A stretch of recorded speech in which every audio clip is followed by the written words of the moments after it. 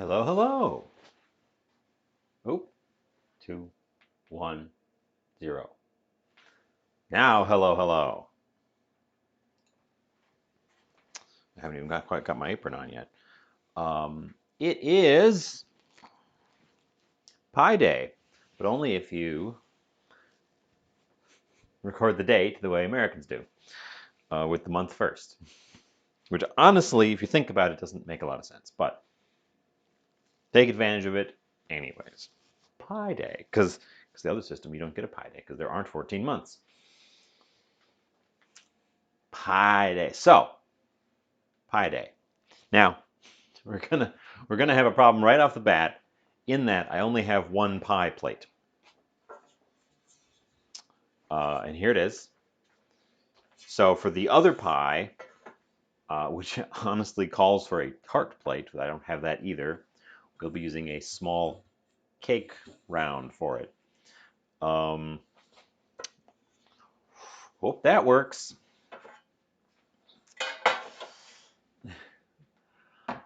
I was planning on making pie today. I wasn't certain what kind of pie I was going to make. Just that it was going to be some... Ceiling is vibrating.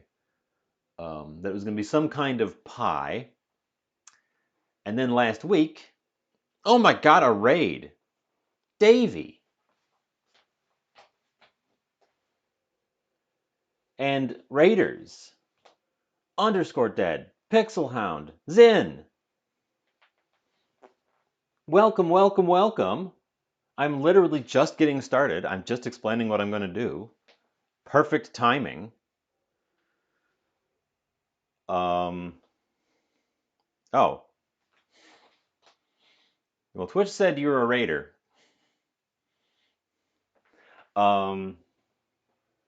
Jersey Griffin. All right, chat's over there. I should put chat on the other side so I face towards you guys. Welcome in. I was just explaining what I was going to do. We're Lone Bear. I should shout out, although at this point, all I've got is the Raiders, so I'm going to be shouting you out to yourselves. I can do that, but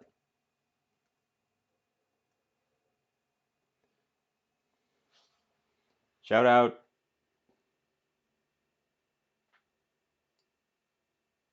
That one.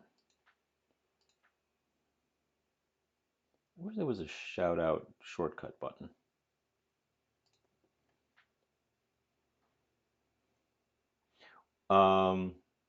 Unprepared. Doing this all manually.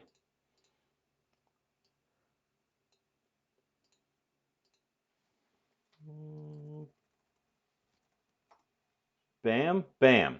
Okay. I was just saying, I was planning on making pie. It's Pie Day to make pie today. I wasn't sure what kind of pie I was going to make. So, I had been thinking about it. Just this past week, one of my local grocery stores was clearing out all of their self-serve nuts and putting crazy discounts on them. So, I put it in my own container because they just had them in a plastic bag. So I got this many pecans for $3. Fantastic deal, ridiculous deal. Honestly, this would be like 20 bucks.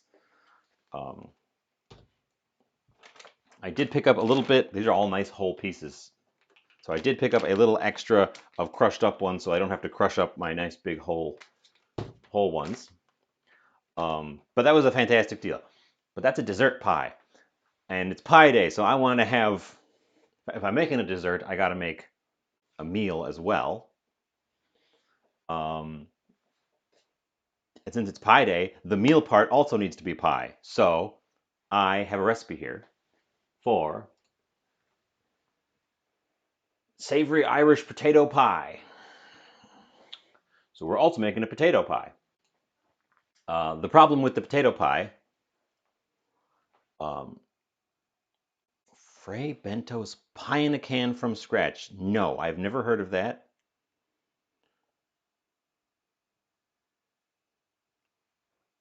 Or was that a joke from Billy? Pie in a can. I got my pecan. We're gonna figure out how to get that in there somehow.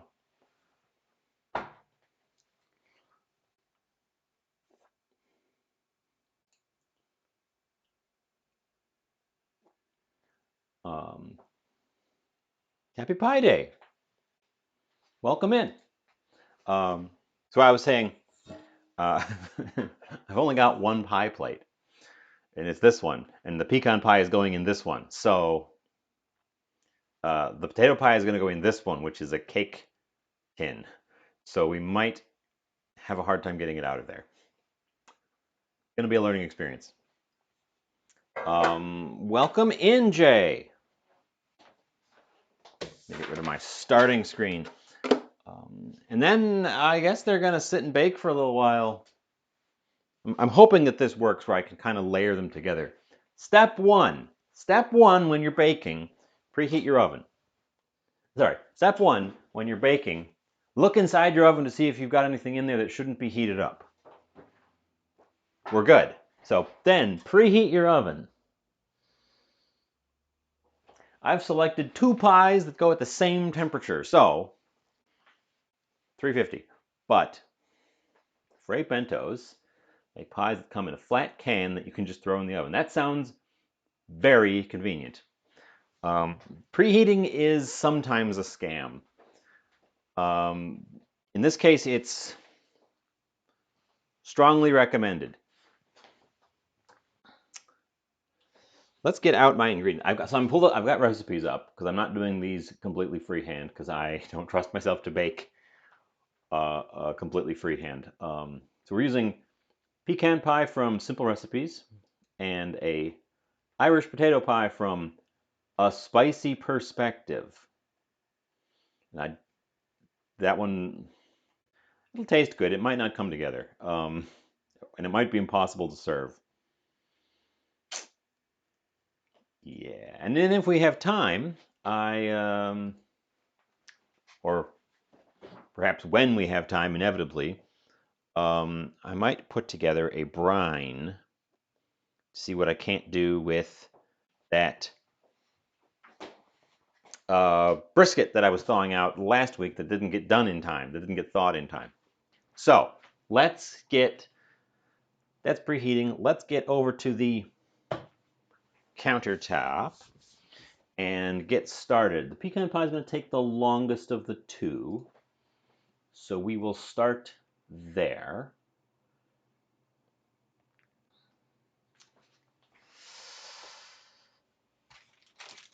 And I am cheating. I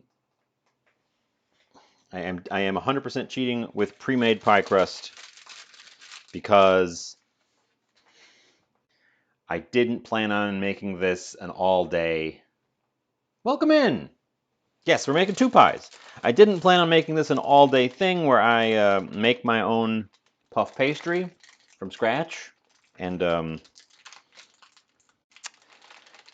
suppose we'll do that eventually. But today I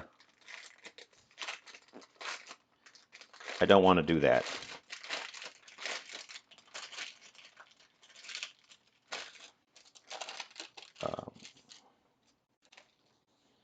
So, starting with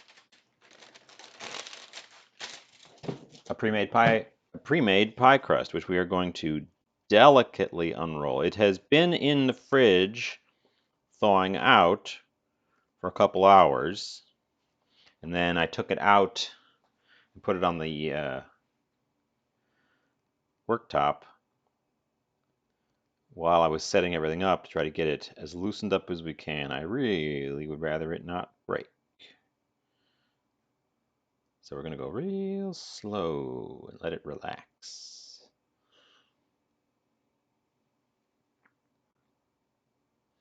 Because also I only have 2 of these. So if it breaks, I'm going to be patching it.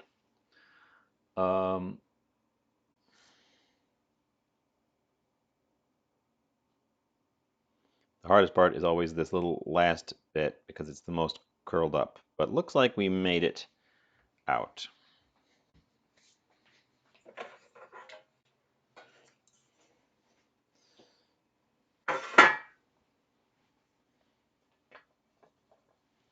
Okay.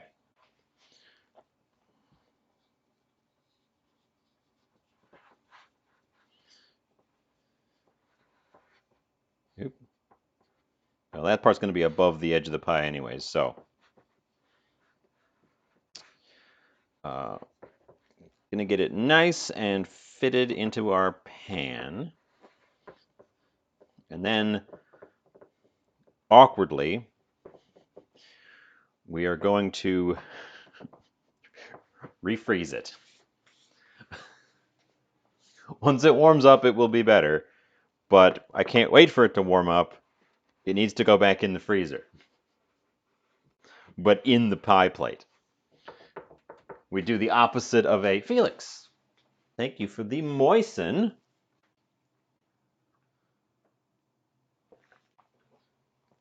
Mmm. Moist. I don't have time to wait for this to soften up because it has to go in the freezer to firm up while I build the filling. God, my freezer is still so full of stuff.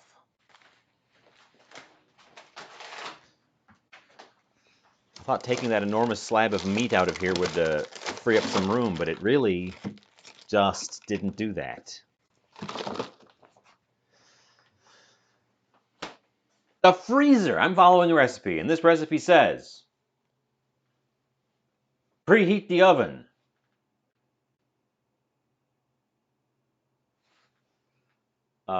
Let's see. 1 unbaked 9-inch pie crust, frozen for at least 30 minutes. See note. Note. Note? Where's the note?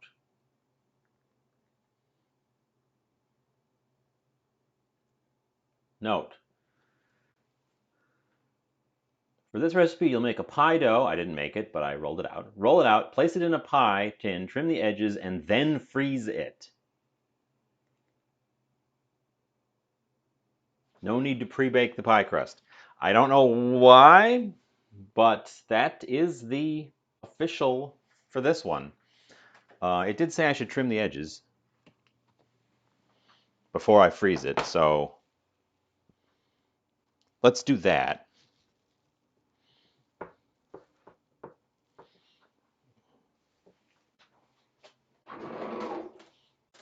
I don't know. I've never made a pecan pie before. I'm wondering how the pecan is going to fit in there. Do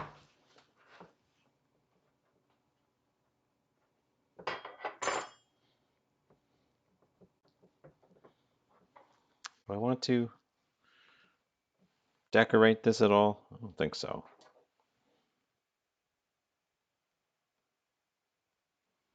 Just kind of get it away from the handles.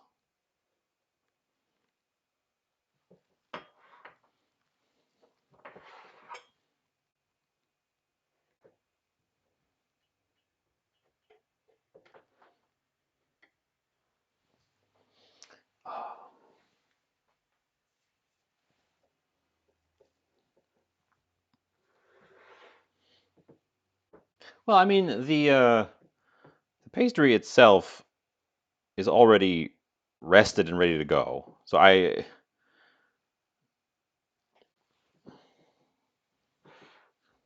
the recipe does not say make your own pie crust, but it kind of implies that it expects you to.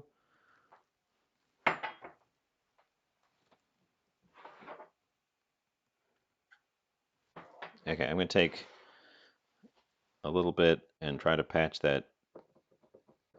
No, that doesn't work.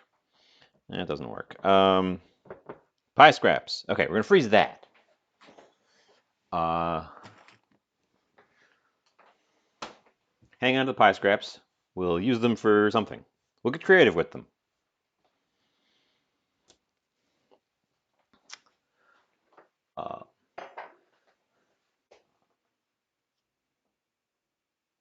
Press edges with a fork first, then trim. Oh well, I didn't make them fancy. We can make them fancy. Let's make them fancy. Since it was requested just now.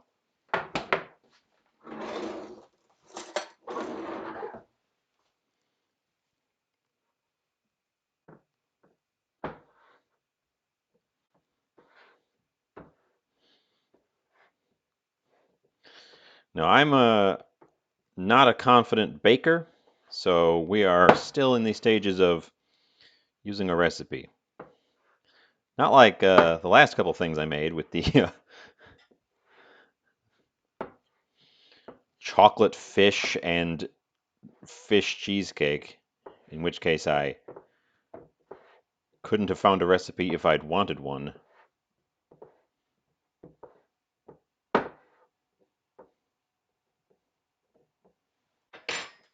Good enough. Good enough. We got to start assembling that filling. That's actually got to stay in there now.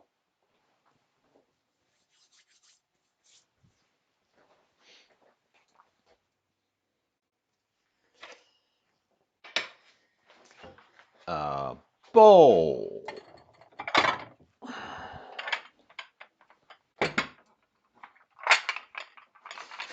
Okay, I've never made a pecan pie before, but I've eaten them. So I kind of expected this to be a real thing, or the recipe to be how it is. It's basically sugar pie. It's basically sugar pie.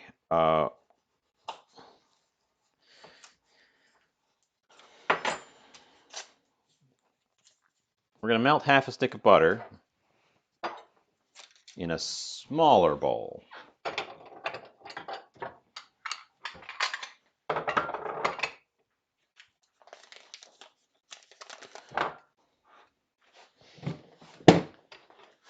Take that over to our microwave.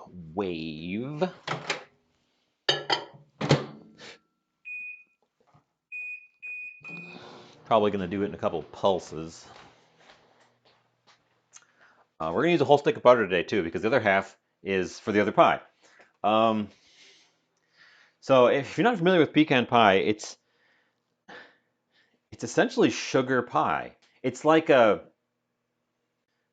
sweet quiche because it's only stabilized with egg, and a lot of sugar. Different kinds of sugar. It combines different varieties of sugar. Everyone's favorite, the most American sugar, store brand light corn syrup.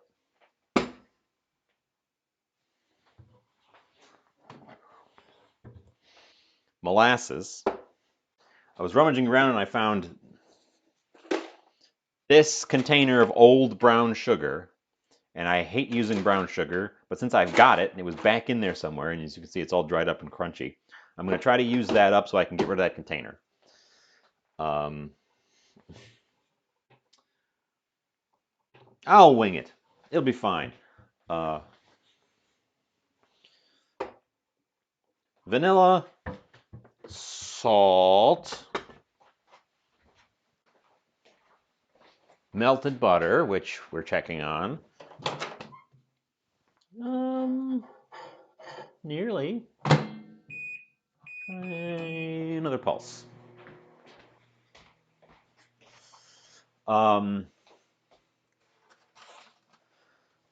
3 eggs.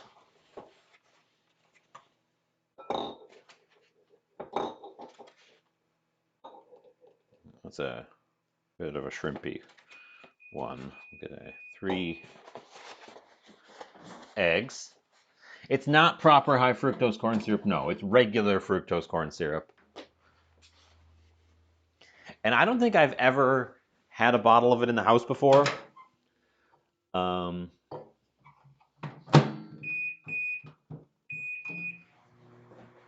I actually opened it up already and tasted it.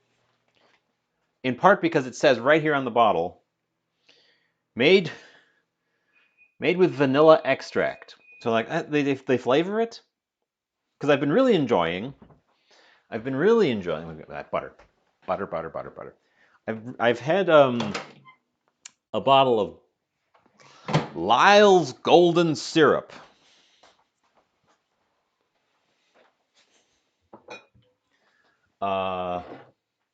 Which is now up in a cupboard somewhere. I just rearranged all my syrups. This stuff, which I got on a discount. Lyle's golden syrup, and this stuff's delicious. And they have a pecan pie on the picture of it. So we could use this, but they taste really wildly differently from each other. This one's better. The golden syrup is so much better. Light corn syrup honestly tastes like sweet. It doesn't even taste like sugar. It just tastes like sweet. Uh, it kind of reminds me of an artificial sweetener in that it doesn't have any flavor. It's just sweet. Because even refined table sugar has some flavor. Um, okay, let's start with the eggs and a bowl for scraps.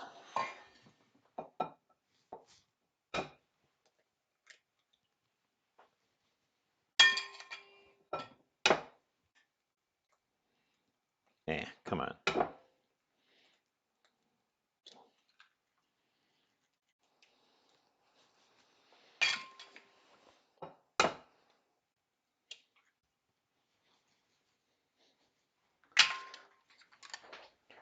We'll need the scrap bowl a little bit later.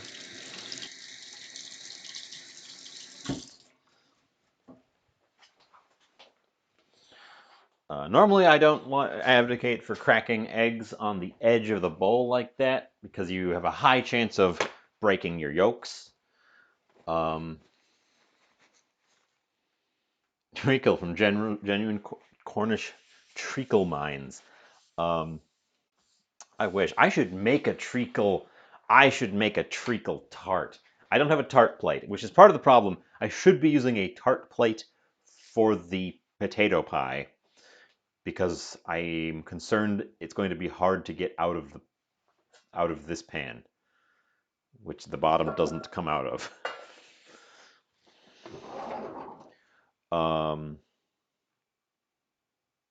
I don't need a whisk for this. We are going to use Old Faithful chopsticks,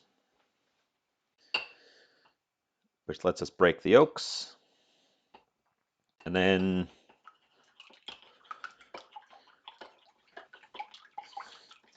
just kind of smoosh them all together.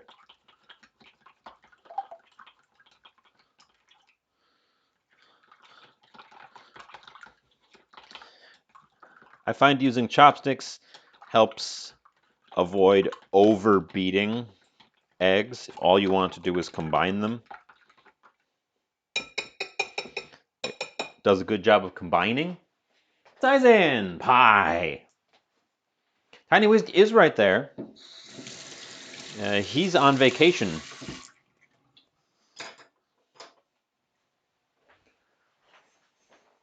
Don't interrupt his vacation. So I'm going to add all the wet stuff here, not the butter, because the butter will solidify as soon as it gets into this cold liquid. So, and this is part of the reason I wanted to not use my Lyle's golden syrup if I could help it, because it's so tasty, and we need a absolute butt ton of syrup for this. Here's my cup measure.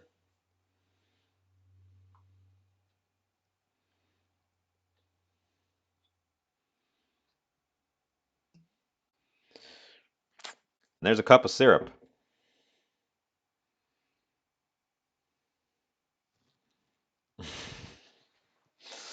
Yummy.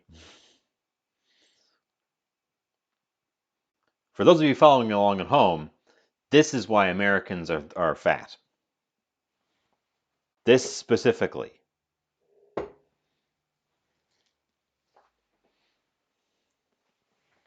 Let me slide over and then slide back over with a scraper. Try to scrape this out a little bit.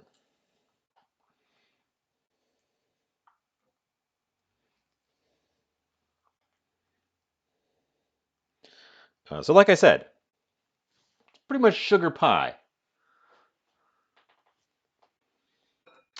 Um, yes. And then this stuff doesn't taste like anything at all. Like if you've never had plain corn syrup, like I said just a minute ago, it just tastes like sweet. It doesn't even taste like sugar. It just tastes like sweet. I understand the function of specifically using this. You would see this on a label as something like, well, they would list it as corn syrup, but um, you you can dissolve sugar into this because this is a different sugar. So when they make high fructose corn syrup, what they're doing is they're taking two different sugars and combining them into a syrup together. And the sugars don't crystallize with each other, they disrupt the crystal formation. So you can get a syrup with more sugar than would be possible with just one sugar. And that's what high fructose corn syrup is. So they can add a ton of super concentrated sugar to things without it crystallizing. And it's the same function here. Um, that sugar is different from the other sugar. I'm going to try to combine it with the eggs a bit.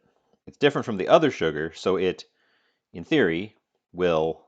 We're going to need a big whisk for this at some point.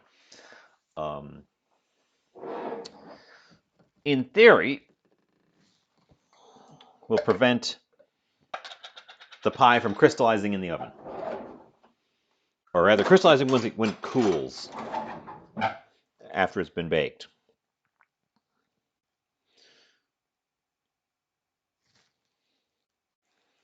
Oop! Overshot a little bit there, so I guess I'm not going to scrape down. That's okay, I like molasses. Molasses. I have been using molasses as my go-to sweetener in a lot of stir fries. I end up scraping it down because it's less sweet and brings a lot of deep flavor to the party.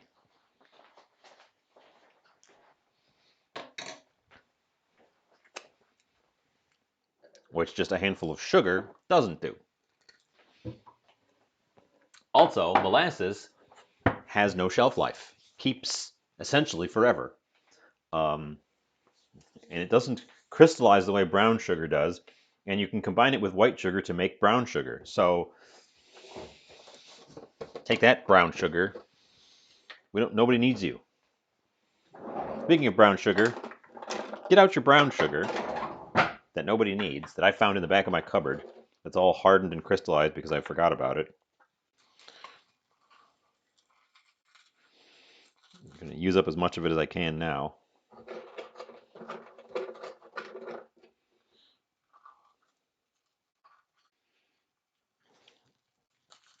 If any of these chunks don't break up properly, we're going to throw them away.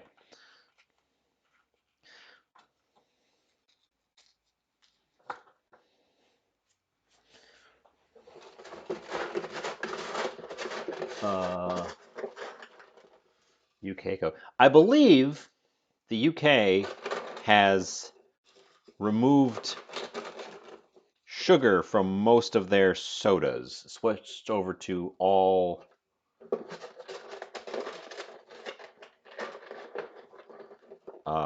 artificial sweeteners from some health law change or something.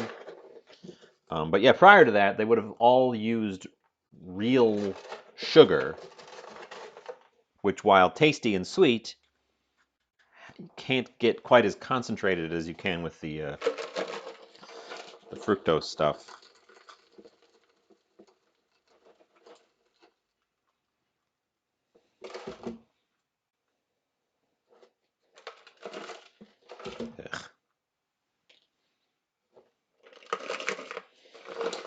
This sugar has been in there way too long, and I want to get rid of it. Yeah, I think it was fairly recent. I recall it being a fairly recent thing. Um, they decided that soda being just liquid sugar was probably not super healthy. Full fat Coke is only half sugar. This is the trigger point for the sugar tax. Aha! It's a tax.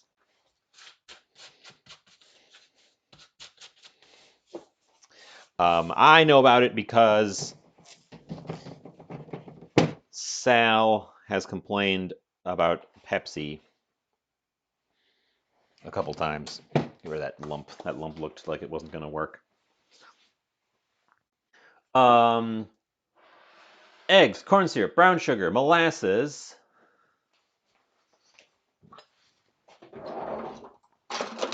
half teaspoon of salt. Salt. I love measuring salt because you don't have to clean the measuring cup after you've measured it. Because it's just a rock. Never had iron brew. Illegal in the United States. Unsafe. You'll have to settle for chugging bottles of corn syrup instead, which is perfectly healthy. 2 teaspoons vanilla. We've had a discussion about vanilla in the past. I have opted to go for the real stuff here because other than the pecans, there's no other flavorings in this. I suppose the molasses is bringing some flavor. So in this situation, I think that the full vanilla is warranted. And the butter is the last thing.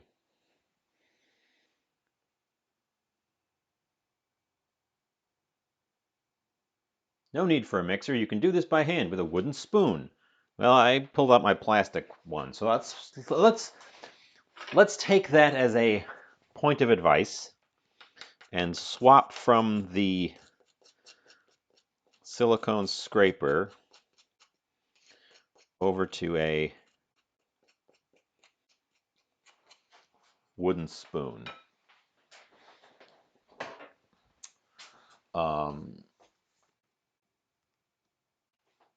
Yeah, I mean that's the goal. I imagine was to get people to force the companies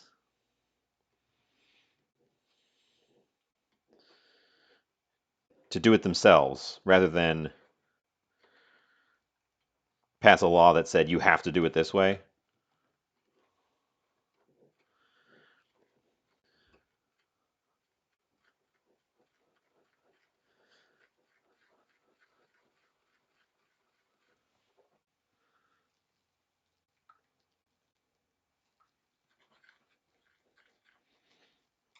I feel like I should be whisking this.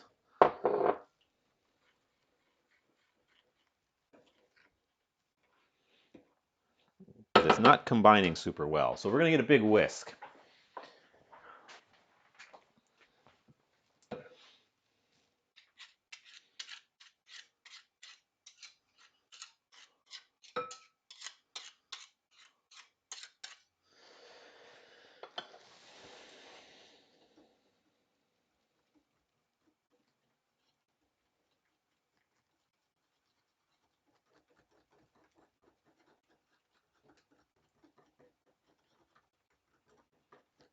There we go. There we go. That egg from the perimeter into the middle part. Don't forget to lick your fingers.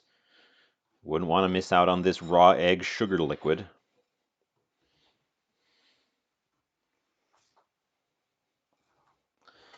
scrape down to the bottom, make sure we've got it nice and even.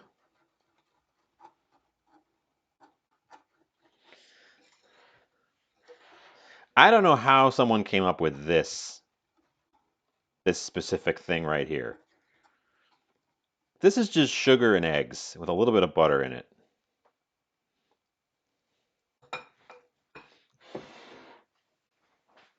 You know? Oh, and then I need lots of nuts.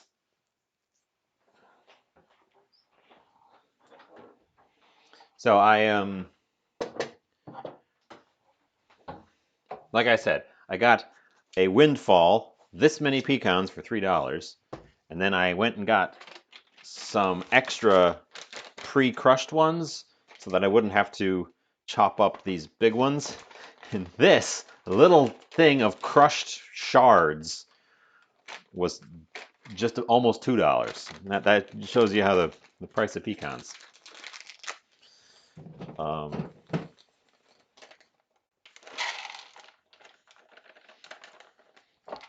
And it's about half a cup. We're gonna use quite a few of these pecans. I wanted some smaller pieces.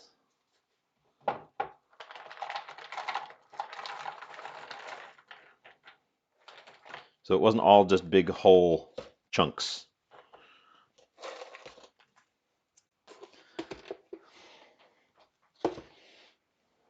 Along with the pecans, I've got... You lay some whole ones on top, but there's got to be enough pecans to fill up the pie. So it says even here, reserve some whole ones to decorate the top, but it's not just a layer of pecans on top. There's supposed to be pecans in the thing, and then they kind of float out of the stuff.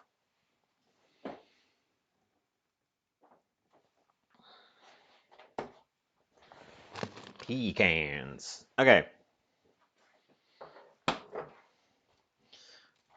Honestly, I don't know. I've never made one of these. I'm following a recipe.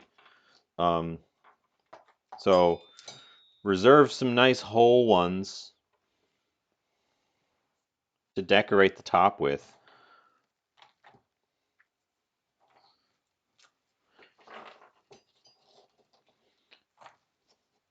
But then you're supposed to go like this.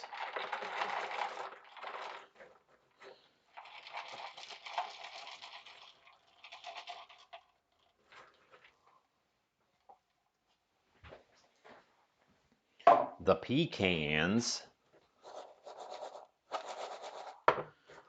go in the empty pie shell.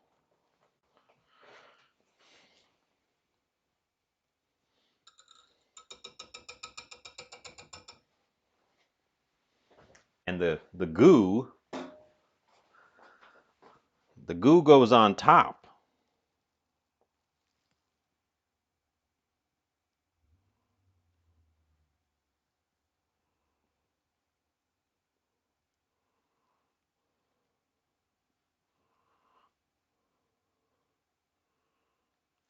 Am I off camera? I'm kind of off camera.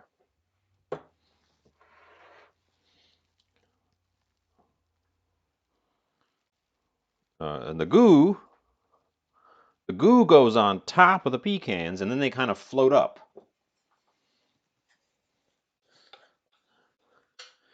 And then you scrape down your bowl.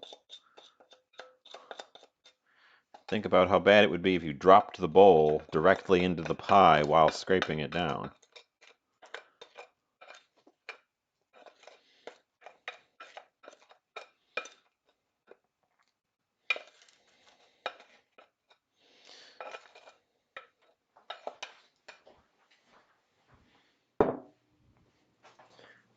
And then you take your reserved decorative ones and you put them in there however you want. Except you're supposed to get them covered in the goo.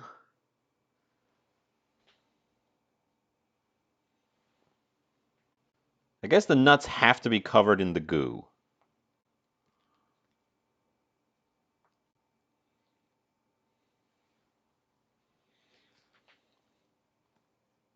To cook properly? Or maybe just to stop them from blackening up? Or maybe to make them brown correctly. I don't know. I don't know. Man, I don't know.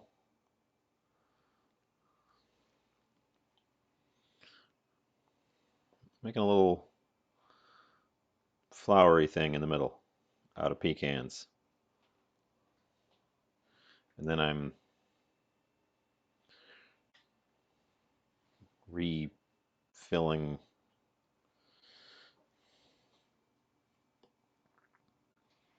Pecans.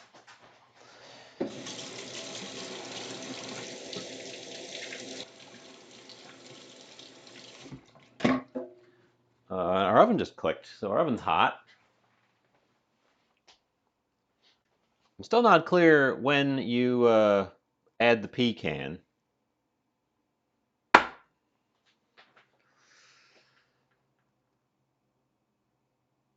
Well, the reserved ones I took out of the ones I measured out and then added them back. So I probably could have just, it would have been, you're right, it would have been fine. I didn't have to do a little decorative thing in the middle, but we did a little decorative thing in the middle. I imagine, yes, the goo protects because nuts tend to burn easily because they're rather oily.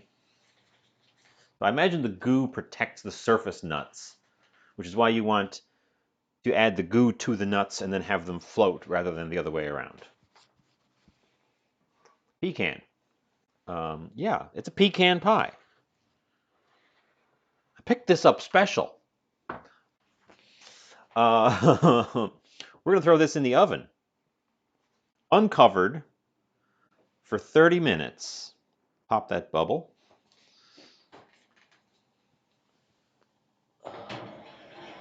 On the center rack. We are timing it.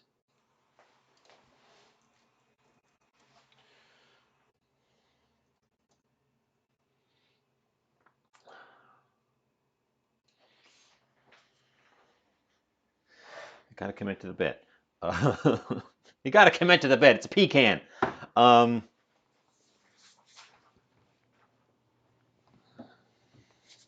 I thought about committing to the bit even harder, and either making a pie in a can, a pecan, or perhaps making a pea pie in a pecan.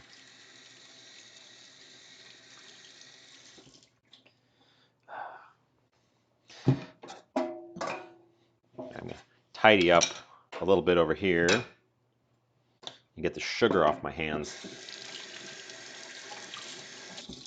and throw away the rest of this crusty brown sugar to free up space. I didn't realize it was back there in my cupboard, taking up space that could be used for something that I actually like and use all the time.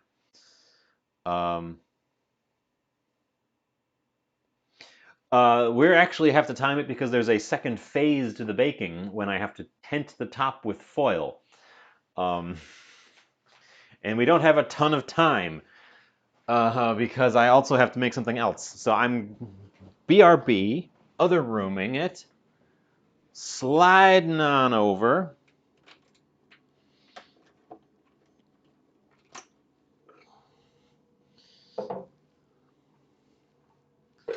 Get this, it's upside down. We're getting the food processor. I'm not bringing all the attachments, I'm just bringing the one I need.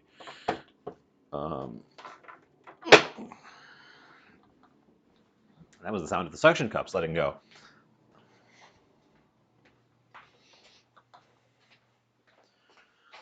Food process.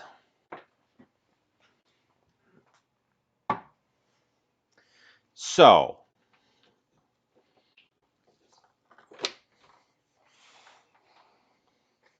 part 2 of the pies, potato pie. Ooh, thank you for the moisten. I'll get it in Just a sec. Ugh. Ugh. So dry. Mmm. Mmm. Mmm. Moist. Um.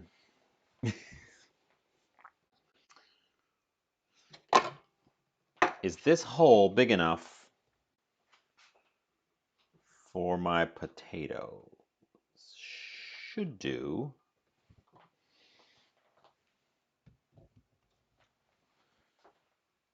Not that one.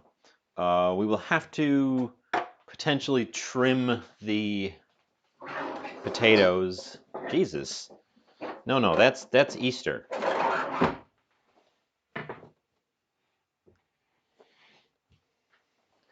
We're gonna cut them in half the long way. You can't even see it because the food processor is taking up the whole world over here. Oh, gentlemen,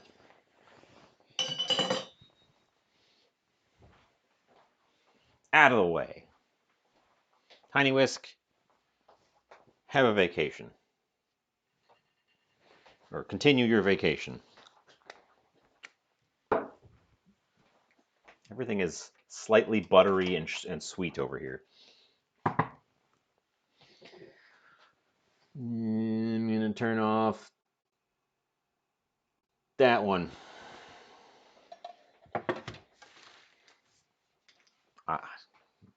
We're going to need the stovetop.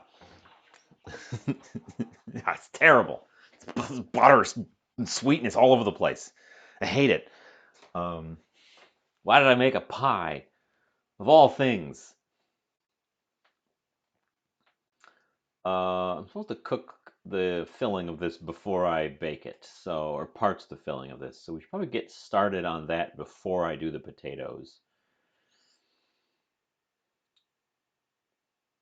No, we're going to do the potatoes first.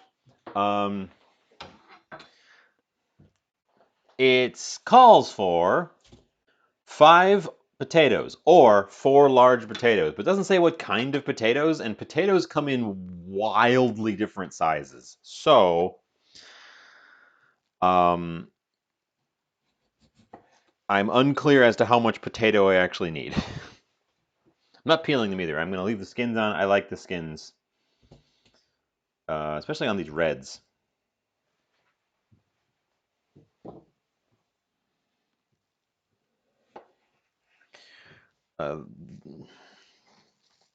This recipe, near as I can tell, is scalloped potatoes, but in a pie shell, which sounds great. Dropping potatoes, which sounds great to me. So we're doing it for when you like starch with your starch. Can there be anything more Irish? Well, there was that one time when there was no potatoes in Ireland. So maybe. I think if I put a bunch of Guinness into it,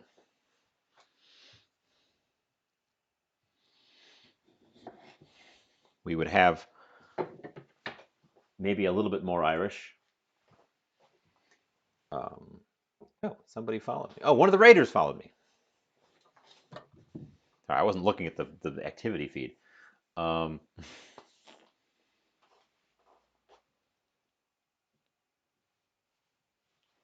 That's 5 potatoes cut in half.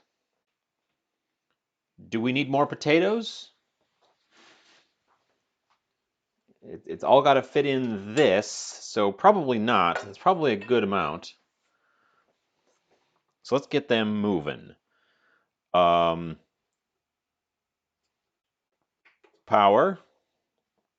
Yeah, I haven't used this very often.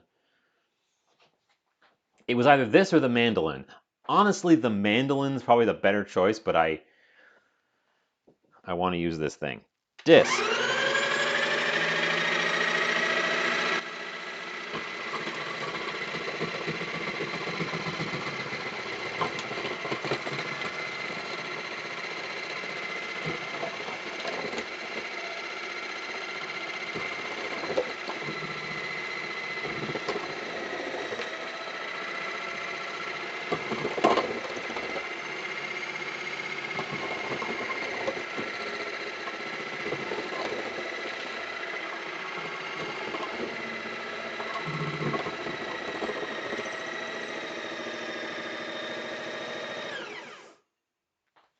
Dramatic.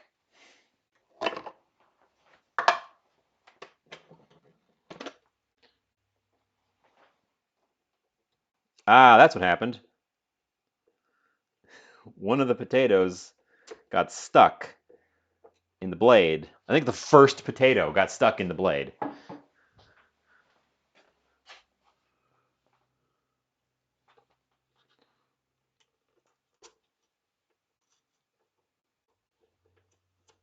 Don't cut yourself, don't cut yourself. We didn't cut ourselves. I think the very first one got stuck in the blade. Because it was unbalanced as soon as I put that first one through. But we got nice slices of potato. They look like apple slices. And only a little bit of pulverized potato on the sides. Let's get that into a bowl.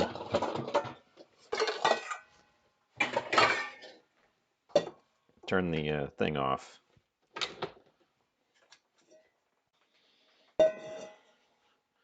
And move it out of the way before I make a mess of it.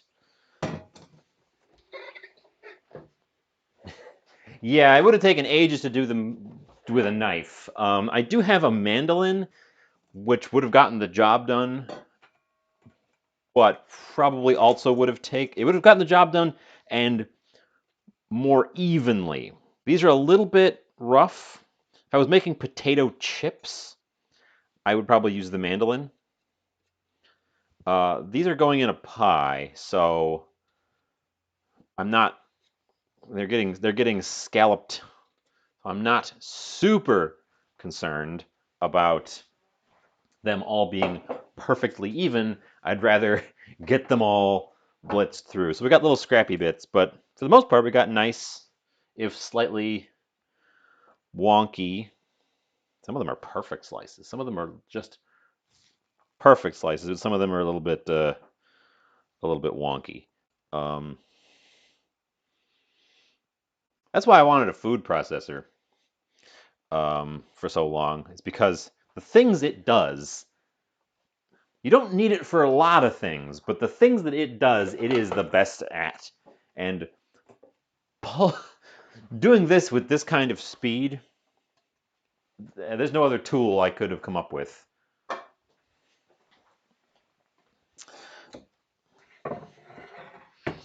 So we'll set that aside. We do also need an onion.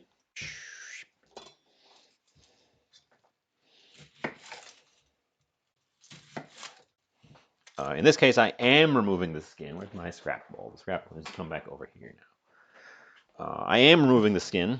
I'm not a big fan of onion skins. You can leave the skin on if you like.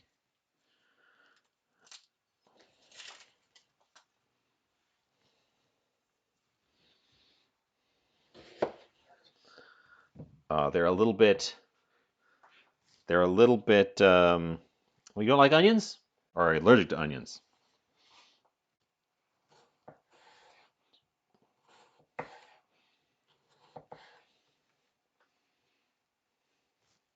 Oh, that's a tragedy. That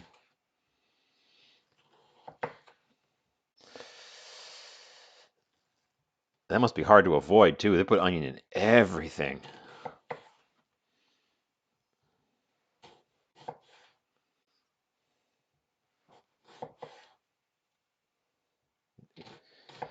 Like they put onion in like chips. You look at the I'm sure you have looked at the ingredients on Doritos. It's got onion in it.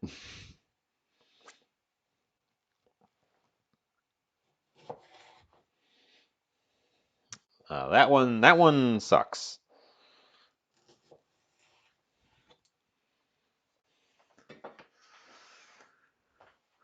Onion. It doesn't say how much. It's one of those recipes that doesn't say anything. It says 1 onion. Ooh, chopped. I'm gonna go with the thinly sliced personally. I think I'll prefer that. Oh, well, it says 1 onion chopped, and then later on the recipe it says 1 onion sliced thinly. Oh man, it's all the alliums.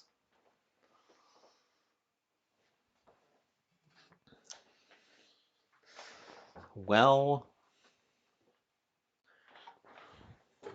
I have fooey fooey on your behalf, I guess.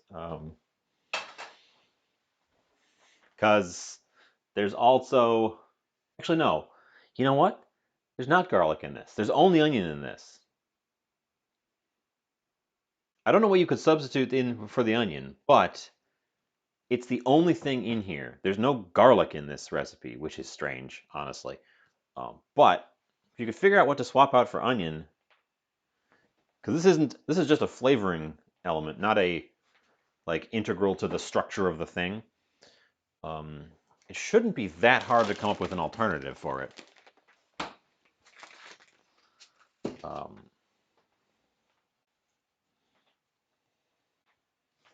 bell pepper is an option.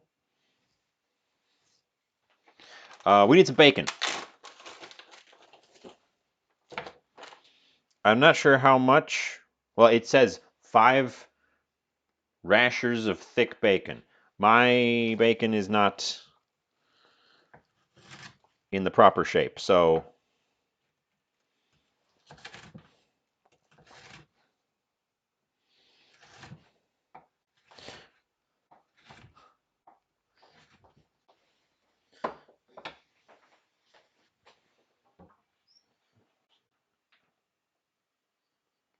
do I want to use the? I don't think I want to use the nonstick. I think we're gonna go with a steel pan. I've been trying to not use my nonstick pans unless I really have to lately. Oh, there's no. Is the stove camera off completely? Are you off completely? No, you're still there. Okay.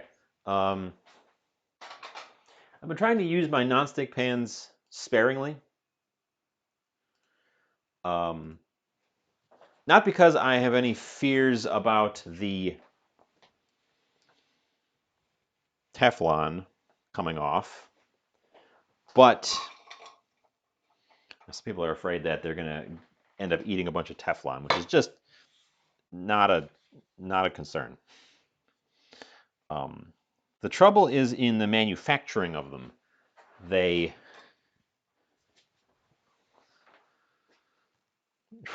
Problem with bacon is you have to know the nationality of the chef. Correct.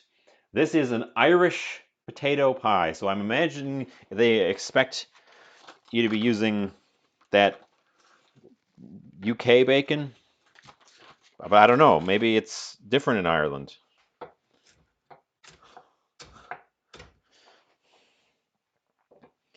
What was I saying? Teflon.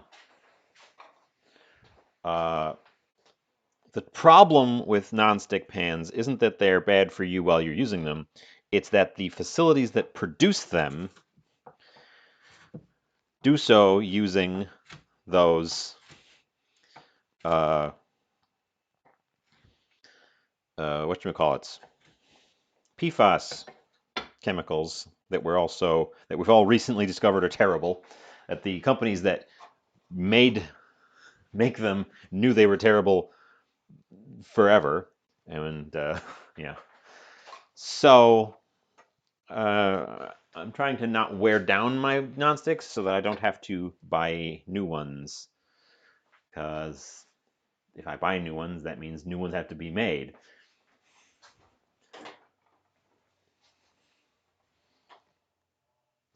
So, UK bacon. Well, bacon is a nebulous. I don't. I think you could call it bacon in the U.S. without any problem. People wouldn't understand that it's different if you said bacon.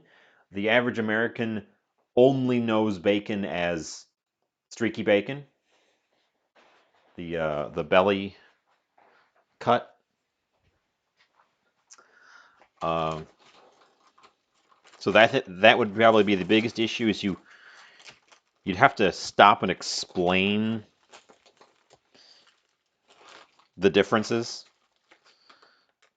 Um, People just don't understand that you can bacon other parts of the pig and seem to think that bacon is specifically that cut as opposed to the process of preserving it. Um,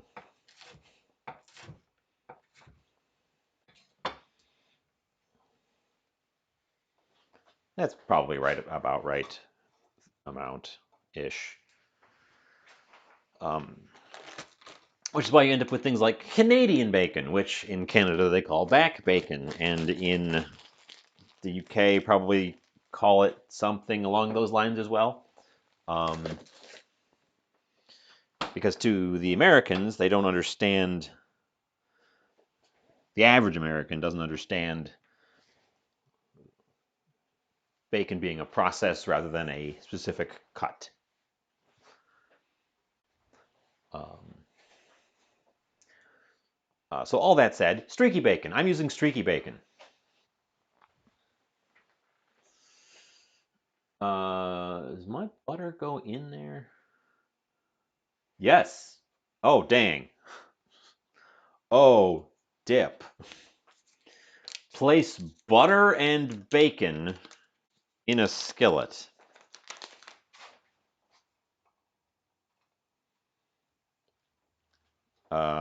Folks, we are frying our bacon in butter. We've done it. This is a thing. This is a horrifying, horrifying thing. Keep an eye on my timer.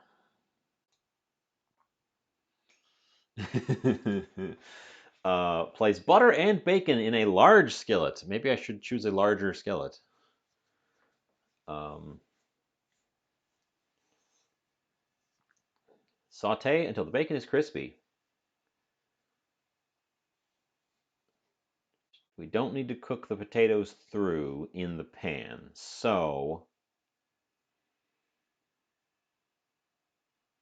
we should be okay with that small pan. The potatoes just need to be coated in the mixture that comes out of the pan.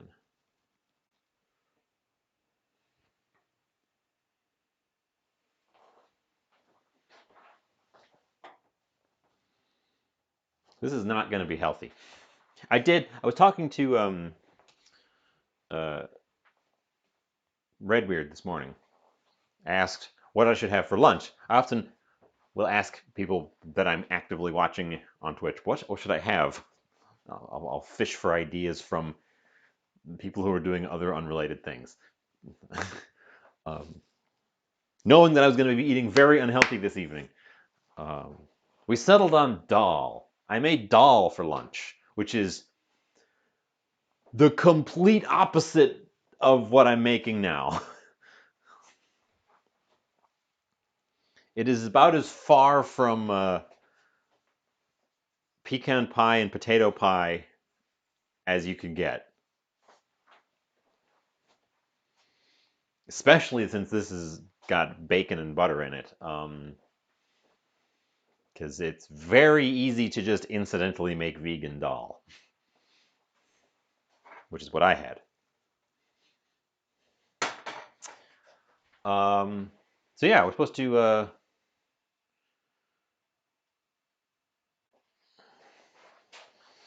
saute that for a while.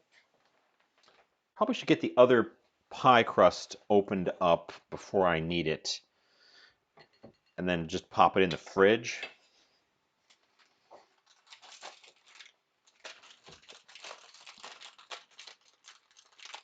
Again, there's no blind bake on this one,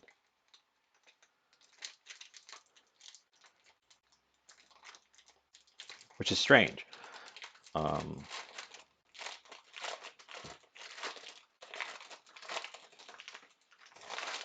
so I'll be opening up this pie crust in the corner. Okay, while I've got a bunch of viewers, I can ask you guys questions. I need a single ear. Yes, exactly. Every food group. I need a single ear headphone for this because I don't have any sound going on and no sound commands or music because I wouldn't be able to hear it because it would echo if I had it coming out of my speakers. And I tried with the full headset and I want to be able to hear what I'm cooking. And also the headset moves around. I'm walking around, I'm swinging around. The big headset isn't meant for that. It's meant for sitting still. Um, what I'm saying is I need like a one of those one ear sets.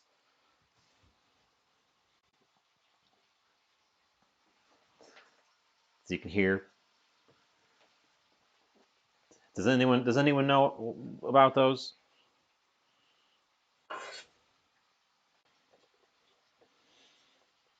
That bacon smells like bacon and butter in a pan together.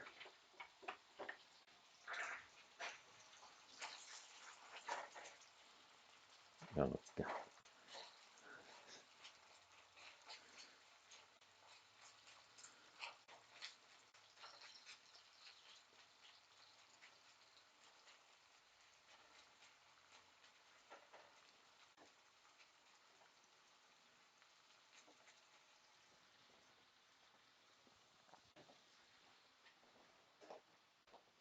Over ear bone conduction headset.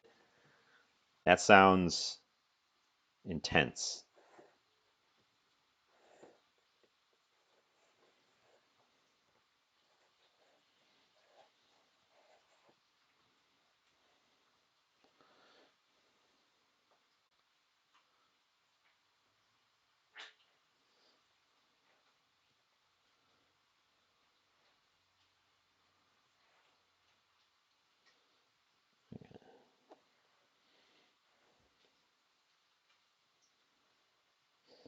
Because I'd like to have sound effects and such for the stream. I think it would enhance the experience. Um,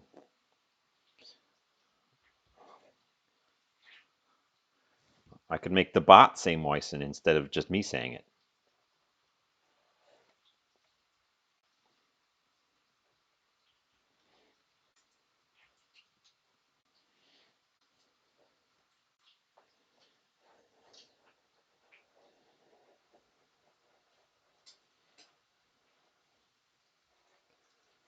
And have some light background music as well. We did have back. I enjoyed when we had background music early on. It was just that the headset was so awkward for me.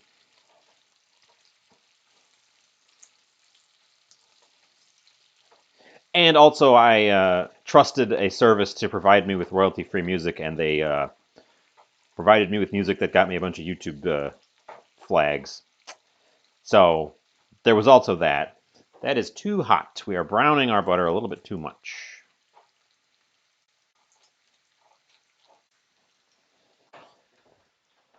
How's that timer coming? 3 minutes. Keeping an eye on it. Stereo to mono earphone.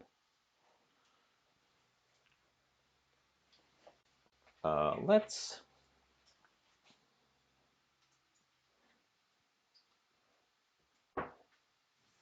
You guys are just watching the bacon bubble. Meanwhile, I'm filling this cake round with a pie crust,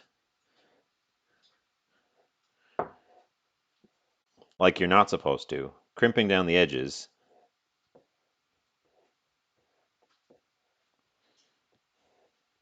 with a fork.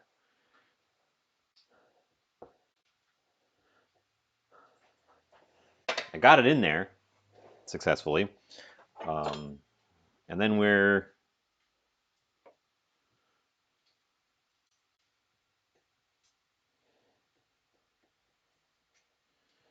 trimming it down and chucking it in the fridge.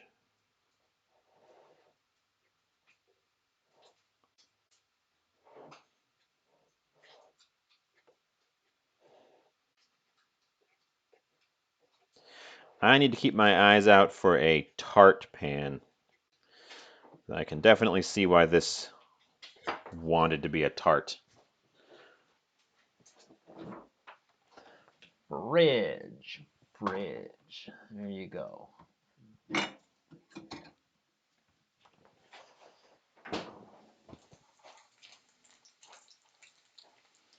The bacon is looking like crispy bacon.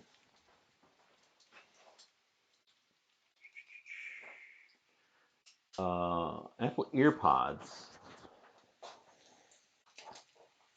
Are Apple earpods compatible with a Windows PC running OBS and Firebot?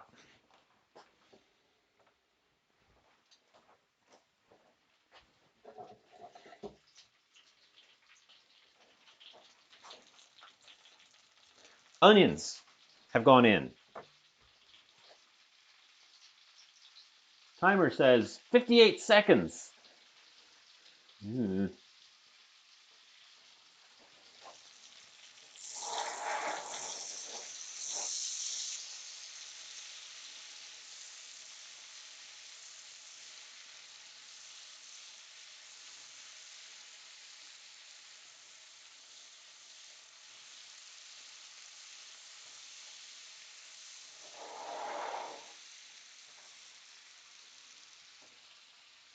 Temperature down a little bit to slow its roll just a little bit on us.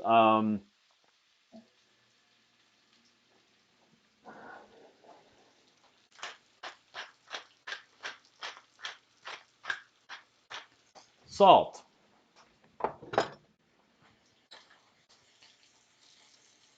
and pepper in that order. That's our beeps. That's our beeps. Pie. Ooh, okay. It's very brown. I can't take it out. I need to lightly tint it with an aluminum foil.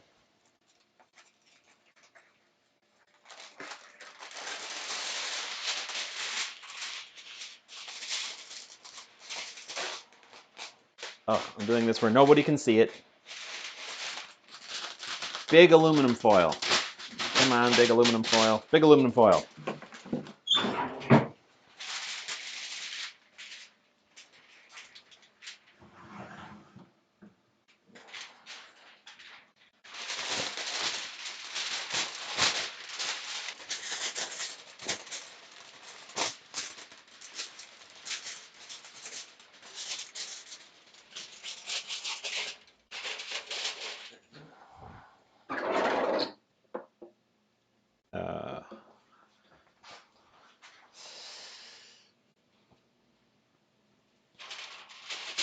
Get this before it heats up too much. Come on, come on, come on, come on.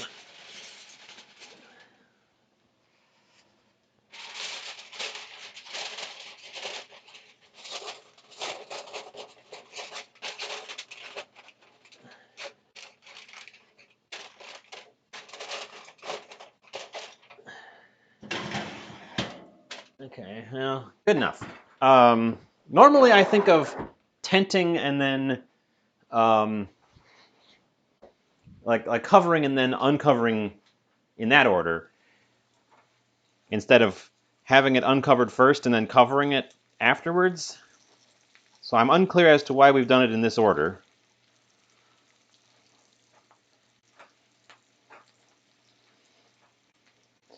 Here's the weird ingredient. Here's the weird ingredient. Oh, not 35 seconds, 35 minutes. Okay. Dill. Bunch of it. Chuck that in there. Dill.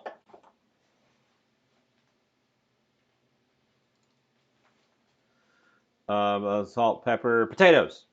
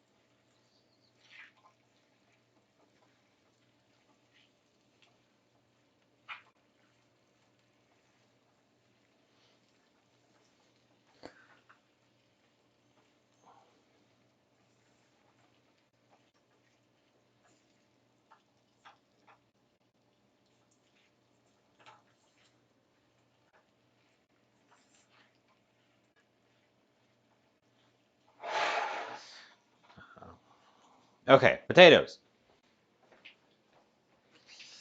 This pan, let me tell you about this pan for a sec. I got this pan at Goodwill. A good pan. I really like this pan. It's got the perfect curvature up the sides for doing this kind of flip and toss thing. I have been able to do tricks with this pan that I've never been able to achieve with other pans because it's got that perfect shape. I love this pan. Oh yeah, and it's an Emerald Lagasse pan that was at Goodwill. I know Emerald himself is not part of his brand anymore. I don't understand how we've permitted that to be a thing where you can lose the rights to your own name.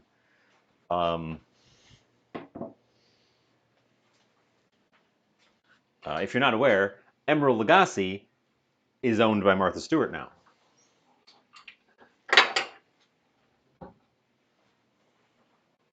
It's a little weird.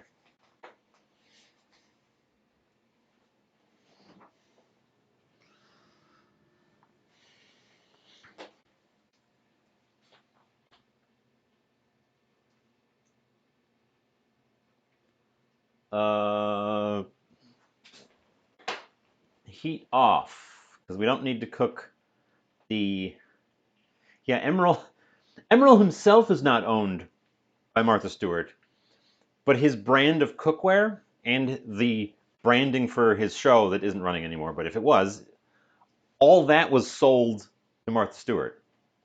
And she's still producing things under the Emerald name. It's a whole thing. Never name products after yourself. Yeah, because if you lose rights, yeah.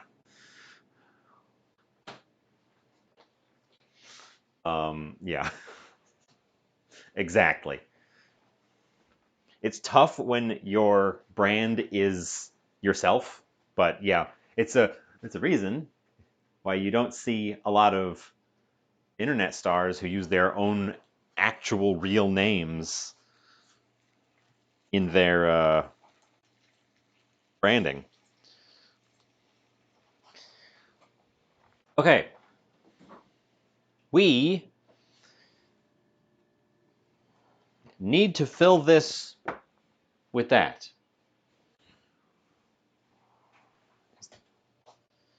The top of my oven is a little bit too warm, and I don't want to, like so ever Billy, for example. The top of my oven is warm because the oven is on. So I don't want to overheat this any more than it's already going to be overheated. Butter, bacon, bacon's crispy, toss in the onions, potatoes, dill. Mix it all together, get everything coated in the bacon grease. Spoon the mixture into the crust and ...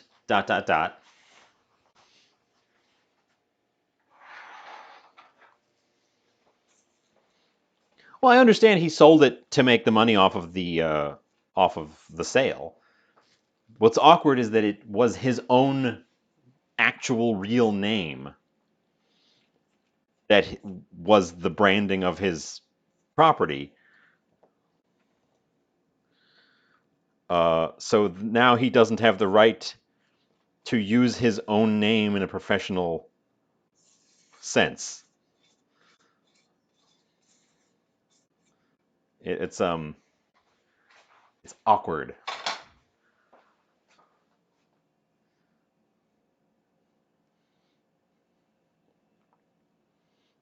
Potato pie.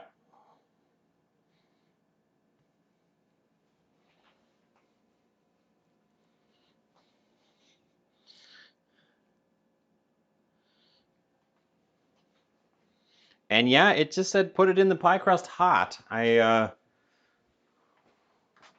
a little confused by that because it also then is having me drizzle. How much? God, Heavy cream.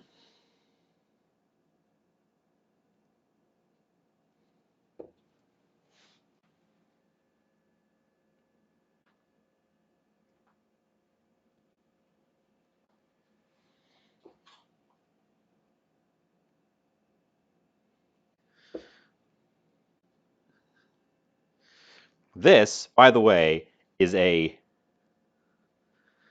this is a nutty recipe. Of the two recipes, the one that has no nuts in it is the nuttier one.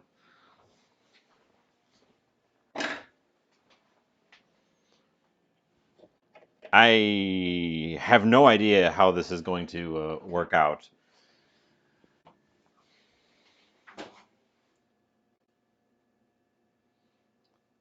Yeah, there's no binder in this. There's no binder in this. Other than the potato starch, which I think is the plan. But yeah, this is a weird one. Is this hot? Warm. And then there's no egg in this. 1 sheet frozen puff pastry, 4 tablespoons butter, 7 slices bacon, 5 potatoes, 1 onion, dill, heavy cream, salt, and chives for garnish. That's the recipe. And it also says bake on the bottom rack, uncovered. So I'm baking on the bottom rack. The cream should combine with the potato starch. Yes, that's, I think, the plan. But, Jesus, this recipe is just hoo-wee. Hoo-wee. It's certainly a healthy one. This will keep you going in the frozen north.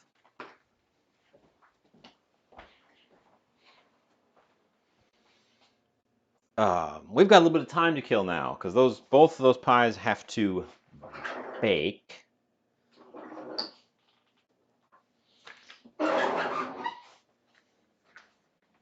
And we do have a timer running for. We should probably set a timer for both of them. Separate timers for both of them. How long does that one go in there? It's actually the same amount of time as the second stage of the pecan pie. If we could have gotten them in there at the same time, we could have set one timer for them both. As it is, they're about 10 minutes apart.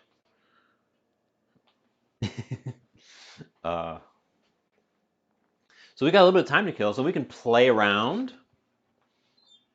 I want to try something that's probably a bad idea, but don't talk me out of it. And also, it's not wasting any ingredients. I'm gonna get out my nonstick because I'm afraid this will stick.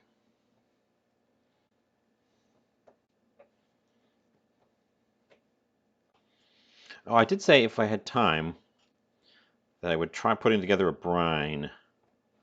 Do this first because I think it's going to take less overall time.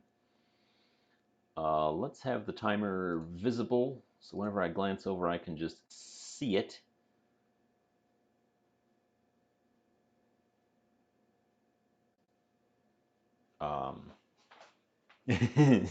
Bad ideas live. I want more butter for this. I have a weird little knob. There's butter. And I tell you what I'm going to. This it's not some secret. It's I'm going to see what happens when you fry pie crust in a pan.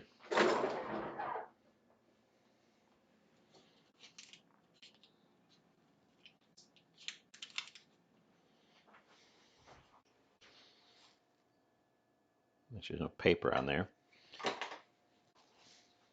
So we're going to throw a pat of butter in a pan.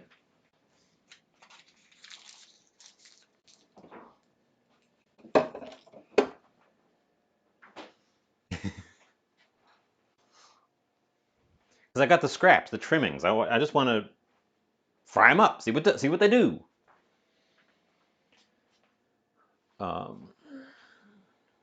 We could also try putting together a brine. I've got that brisket. Now, I didn't brine it right away when it was finally fully thawed. I probably should have.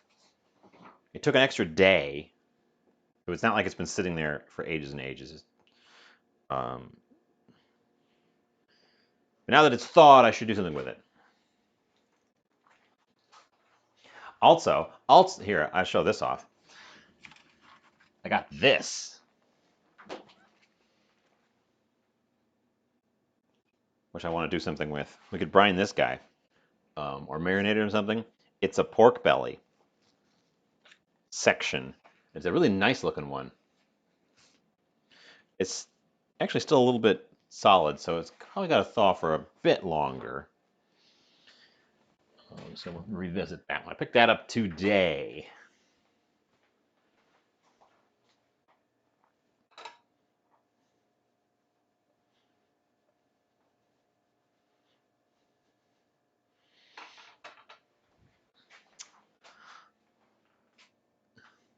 Well, there's butter in the puff pastry, and also I've only got this amount, so I don't want to use a ton of butter on just a little smidgen, especially since the butter that's in there is going to start to melt out when we throw it in the pan. I just want it to have enough of a greasing on the pan that we don't immediately stick. So I'm just frying up the scraps rather than throw them away. Rather than pitch them in the trash.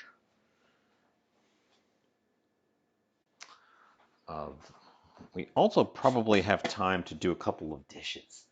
Although I know that's no fun for you guys because I'm on the far end of the kitchen with my back to you. Because there's no sink cam. I ran out of cameras and cables.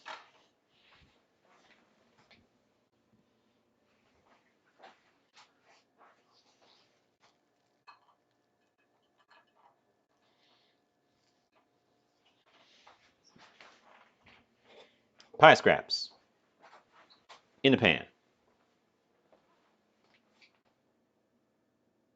We could do that. We could smoosh them together. That's a possibility. I'm just going to do this and see what happens. See what they do. Sometimes you just got to throw stuff in a pan and see what it does. I did that ages ago. I took a big spoonful of mayonnaise and threw it in a hot pan, just to see what would happen. Everyone told me don't do it. Everyone said that's a bad idea. And you know what? They were right, but I didn't know that until I did it. Because when I went and did research on it, no one had done the test to see what it do.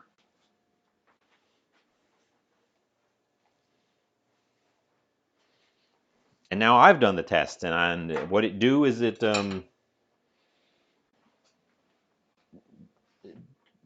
not a lot and ruins the mayonnaise. Bam.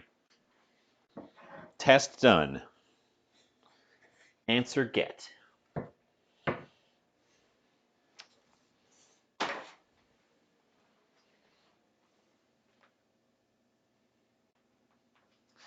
The cream I didn't buy for this. I already had that cream. I have cream on hand more often than I have milk on hand, actually.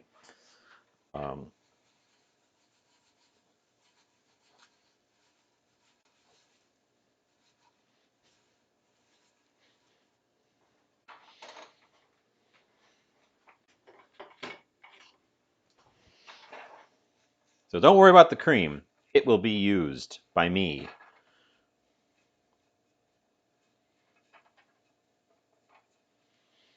Okay, tossing these around was not correct. We need them to harden up a little bit more. I'm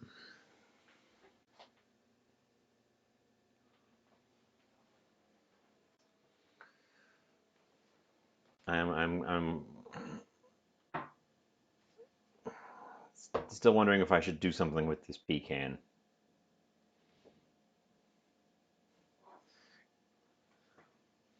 do have the peas. We could make pea soup. We have the technology.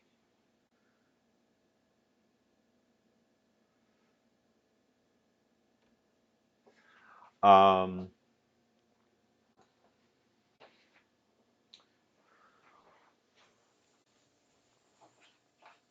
Ooh, they're getting nice little brown spots on the bottom. Lovely. The pieces of dough appear to have soaked up the butter that was in the pan. So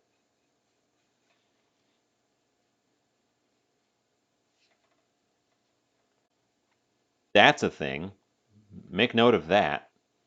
Good thing I used butter instead of a cooking oil in that case. Um, More butter. I I could do more butter. We could always do more butter until I run out of butter. Then we can't do more butter. There is a limit. I don't have an infinite supply of butter. I don't have my own cow. Yet. We could throw some bacon grease in there. I do have some bacon grease. Um, we've got some ghee. But I feel like these are doing what they're supposed to do at this point. They're toasting and they're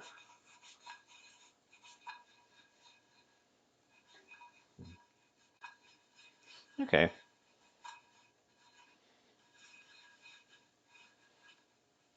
They are kind of like little croutons at this point.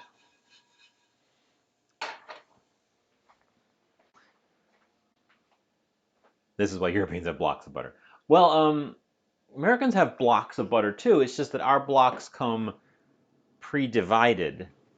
Well, not all of them. You can get the European kind too that come in blocks, and there's actually a brand around here that comes in rolls, like a big wheel of butter. Because I guess they make a big log out of it and then they just slice it off. Um,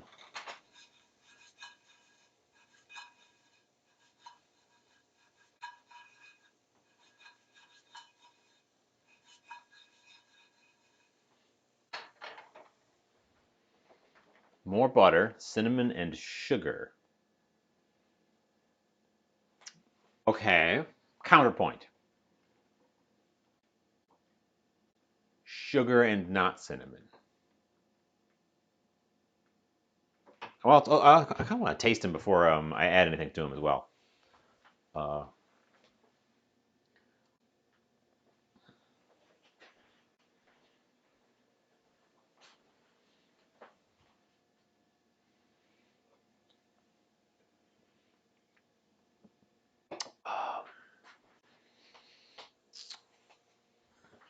should I? What do you guys think? Should I try making a brine real quick while we're doing stuff? These guys are almost toasted.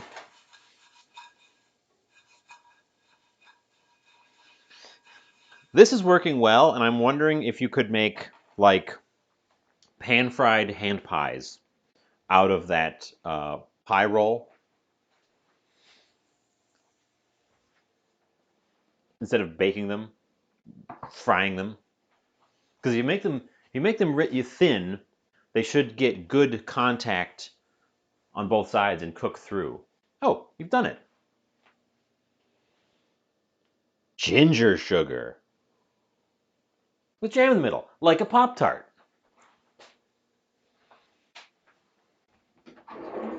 Ginger sugar.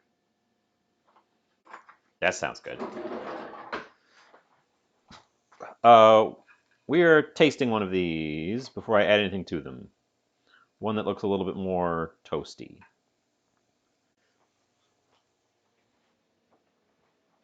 Oh yeah, that's just pie crust. That's like the outer edges of a pie crust.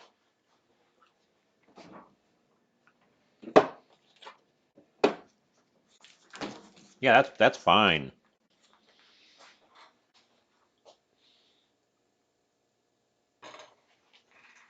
I'm adding butter.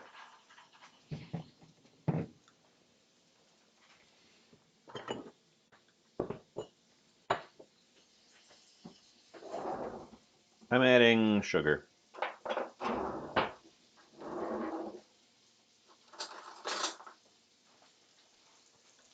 It's a holiday.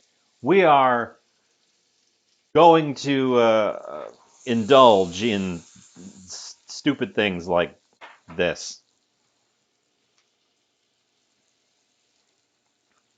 I am adding sugar. There's the sugar. And you know what? I've never had ginger sweet pastries. I've had sweet ginger. I've had candied ginger. That's a thing. I've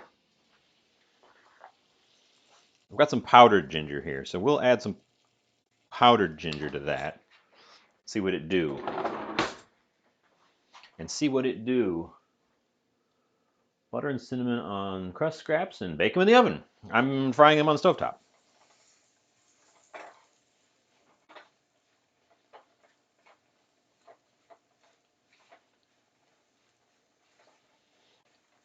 With sugar and ginger. I bet you they'd be really good deep fried. If you've got a deep fryer ready to go, I would not want to set up a deep fry just for this.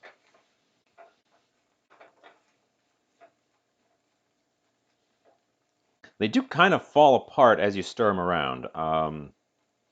Baking them in the oven would probably be a safer bet to keep them in big pieces. As it is, this is not big pieces. Um, Probably added too much butter that second time as well, because now there's some extra butter just floating around in the pan. Also, we're smoking a little bit, and they don't have as much butter.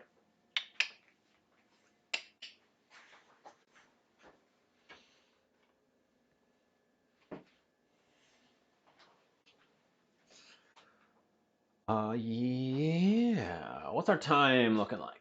Timer one, timer two.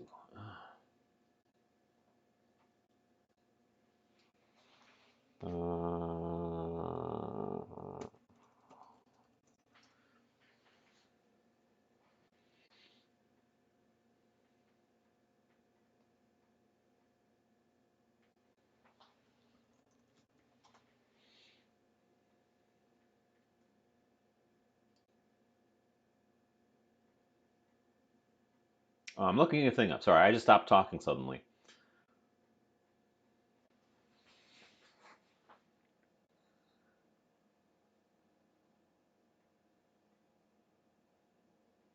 A lot of stuff goes in there.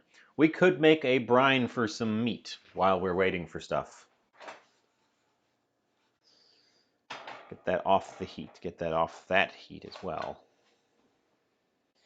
That burner gets hot when the oven is on. Not like it, not like hot hot, but I believe that the oven vent is over in that corner, so that corner gets extra warm when the oven is on compared to the other ones. I may have gone too far with these things. They were just an experiment. They're a little, ooh, they're actually hard. Ow. I burned my tongue a little bit.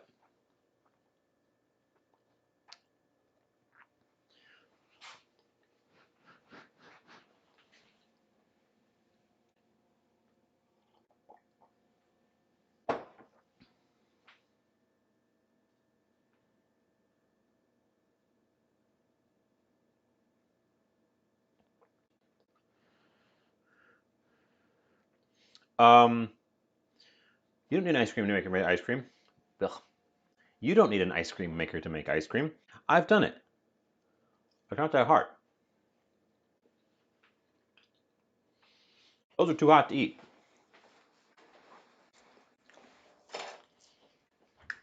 tasty, but they're currently too hot to eat.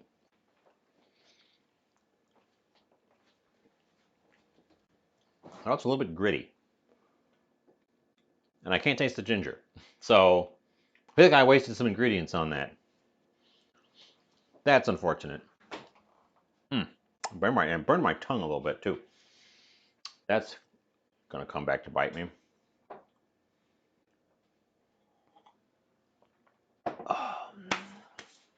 Okay, I've got a little bit of time still. Yeah.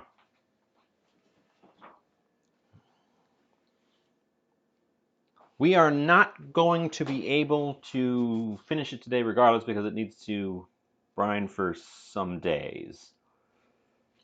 But I can show off how to make a brine. Although, at this stage, we've only got...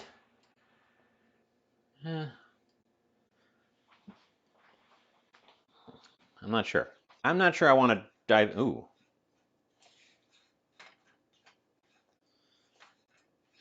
Well, pretty sure I ruined those and wasted some butter. That's I'm gonna go ahead and say that's what happened. That's what just happened there. Unfortunate. We're gonna get a stick out of the freezer and transfer it into the fridge for future use. But I think our butter adventures are over for today.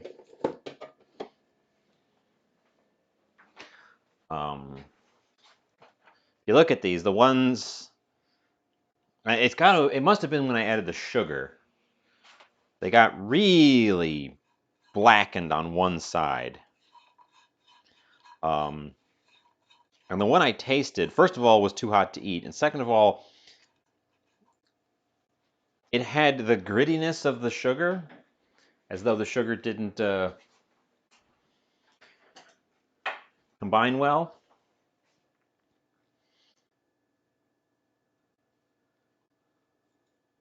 But none of the ginger, and they're also pretty greasy.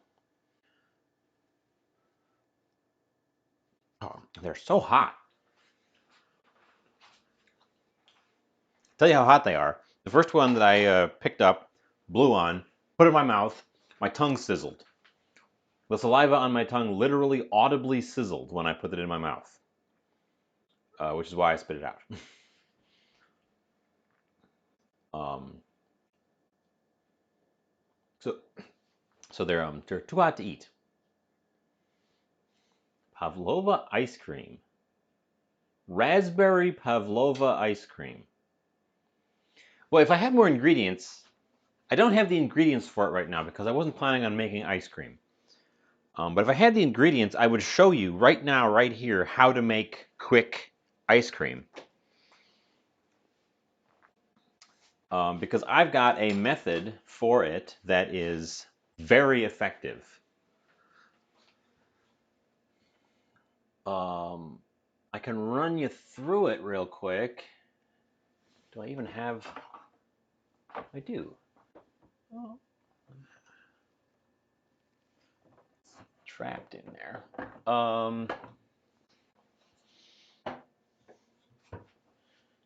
You get out your pecan. No, you don't get out your pecan. You get out this sweetened condensed milk. 1 can sweetened condensed milk and one 14-ounce can, 400 gram. It isn't that quick. And you need 2 cups of high-fat whipping cream that's not been ultra pasteurized. That's just been regular pasteurized, I think. Or that shouldn't matter for this one. You whip 2 cups of cream into whipped cream. You add your flavorings to the sweetened condensed milk, and then you take out a big scoop of your whipped cream, fold it into your sweetened condensed milk, and then fold the that mix back into your whipped cream until it's all together. And then you put that in a freezable container and you freeze it for at least 4 hours. And at the end, you have ice cream. No added sugar is needed. This thing brings the sugar.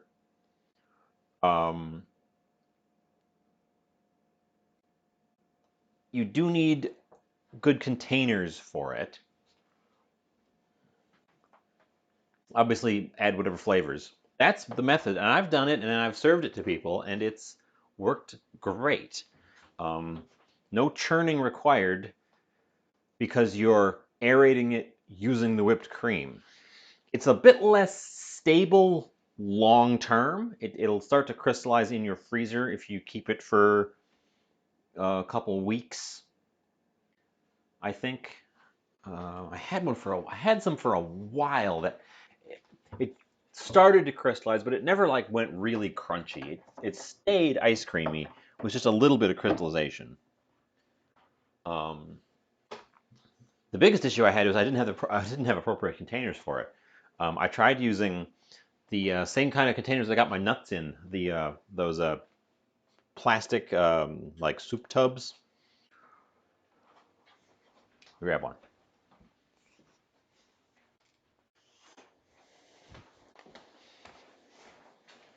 These things.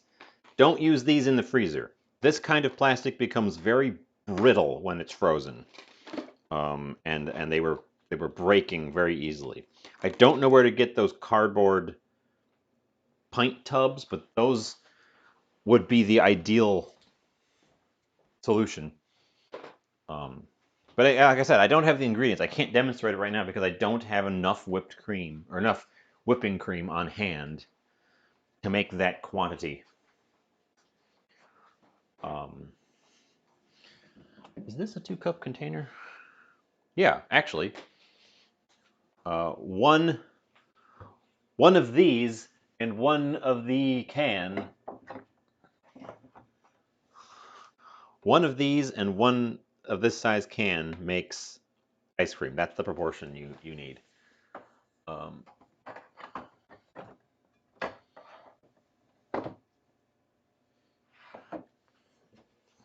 I didn't come up with that recipe. I got it from the internet. Maybe you've heard of it? The internet?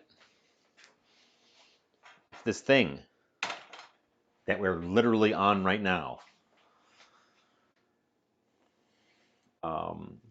20 seconds. That was a good chit chat to kill a little bit of time. 20 seconds before we check up on our pecan pie and see if the top is as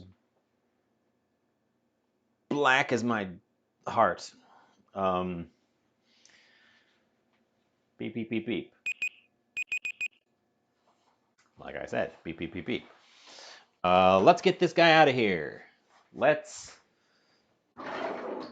get the foil off first.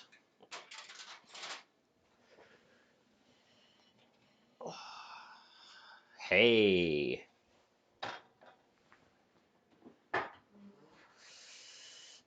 Well, what dost thou think?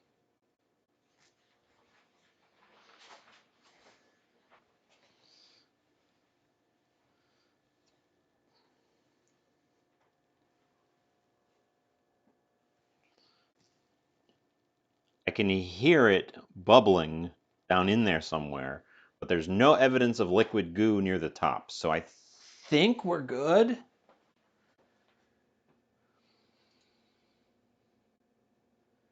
Let's see, what is it? Until the filling has set, the pie should be a bit wiggly in the center. My pie is no wiggle, so I'm not putting it back in there.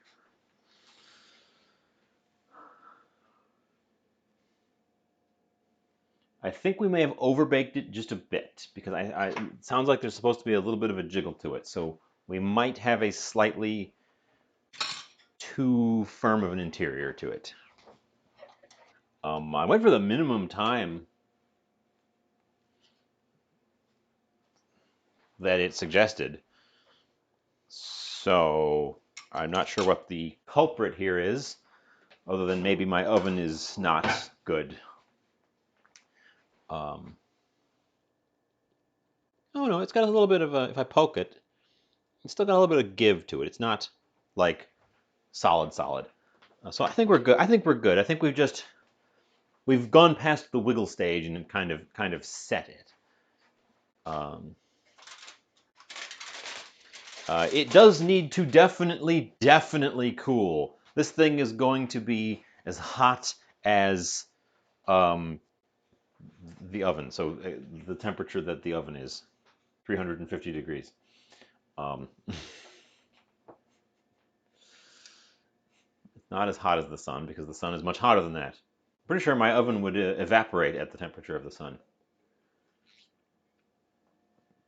Oh, that looks good. It looks it looks like I haven't ruined it, which is the first thing. Also, let me tell you, when I opened that up, the smell of the other pie is amazing. Considering there's hardly anything in it besides a bunch of fat and starch, it's got a real good smell. Um, it's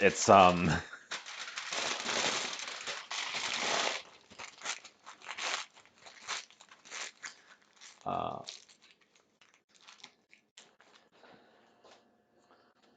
so this guy needs to cool to room temperature, I think.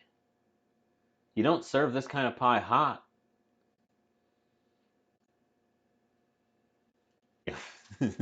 The other pie is fat and starch pie. Um,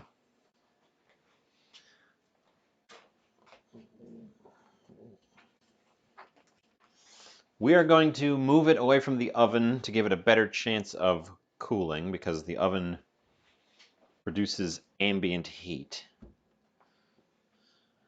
Uh,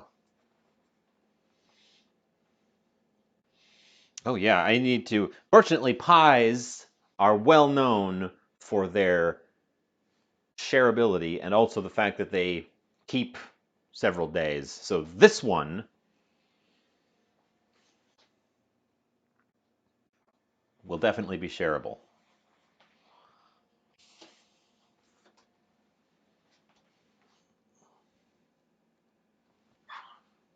Put it there. And yeah, it's very picturesque. I'm glad that I got the chopped pecans. You can't. Well, okay, my it's because that's not there. Um, so it's got obviously got the whole ones, but then the little chopped ones sort of filled in the spaces, which is great. So I didn't have to.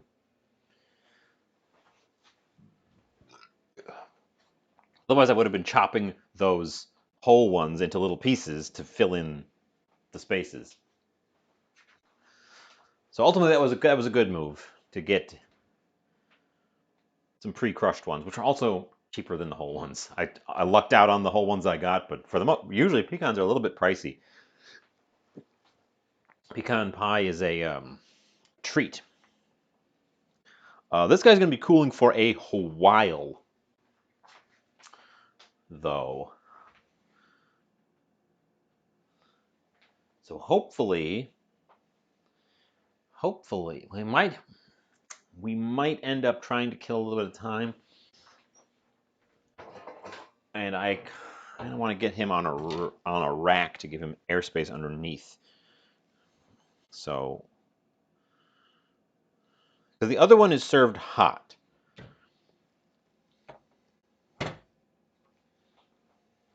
Plus, if it's on the rack, I can pick it up with the rack. So, this pie is moving to the other room.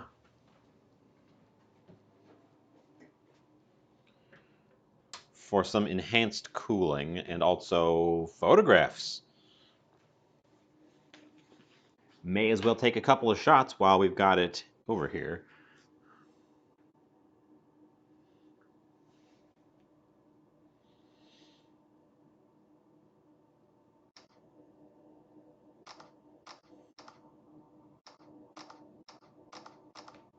Okay. Again, I don't know how you came up with it. I don't know who the first person who came up with pecan pie came up with this thing. It's sugar goo, but it's not like the kind of sugar goo you would use elsewhere. Was it? Was it doing that? Was it? Oh, now I got to bring it back and see if it. I didn't see that. I wasn't looking at the camera while I was holding it.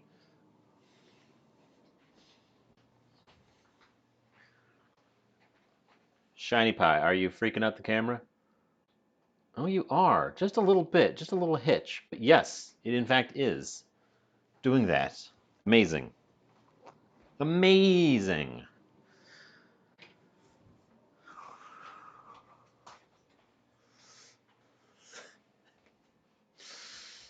Of course, it's more the fault of this camera being such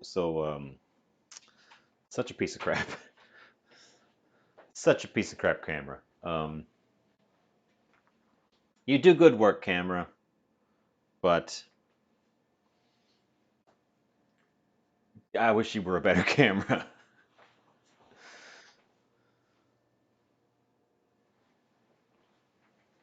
We are back on waiting time. The other timer is running with only a minute left. Okay, we're coming up to it. I want to see this other one come out of there like a glorious, beautiful thing. Also, I got to figure out what to do with this mess. Maybe they're cooled down enough that I can taste one without burning my face off. I want to burn his face off.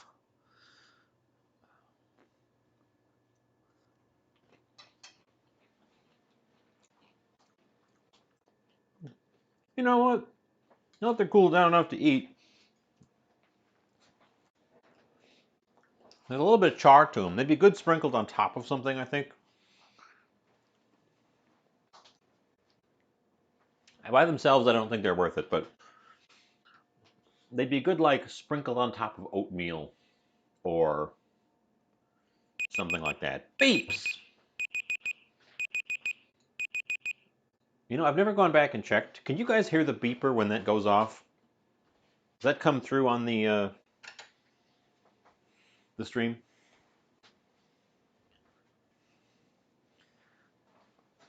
Okay, let's take a peek. You can. Okay, neat. Um, let's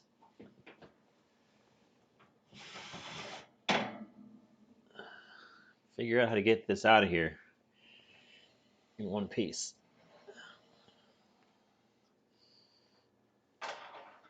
Okay, this one gave quite a range and told me to check for doneness.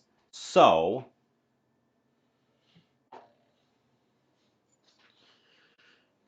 sharp knife, potatoes. Uh-huh. Hmm. And don't poke all the way through because you'll poke a hole in the crust. I imagine the crust is soggy on this guy as well. Um, I just, I just get the feeling. I think this one wants to go in for another 5.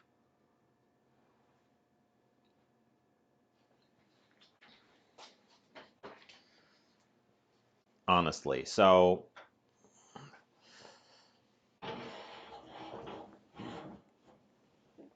let's get him in there and go for another 5. Potatoes are definitely tender. There's a little bit extra liquid in there that I would like to give a chance to thicken up just a little bit more before we call it done. Okay. So far, following recipes is paying off. So far, other than this, where I didn't follow a recipe and it hasn't quite paid off. But for the things that I've actually followed recipes for, it appears that whoever wrote those recipes knew what they were doing, and that whoever followed those recipes didn't screw it up. I've definitely screwed some recipes up before. Before a live studio audience. You're the studio audience. You're in the studio. You're right over there.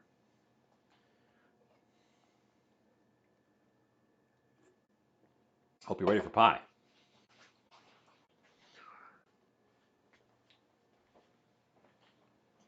Um,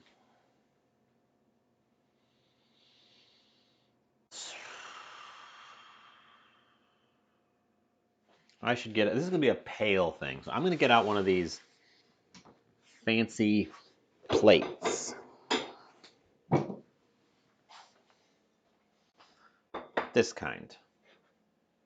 Oh, and I should go while it's cooking, while we've got a minute left. I should go cut a garnish for it.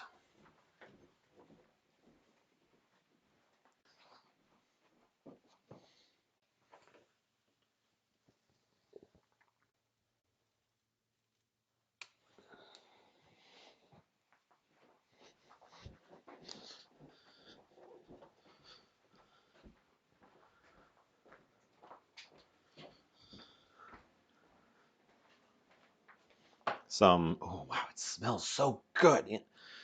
Guys, why aren't you smelling along? Come on.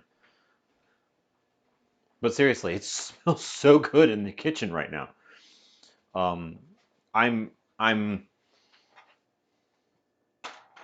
surprised by how much this potato pie actually smells.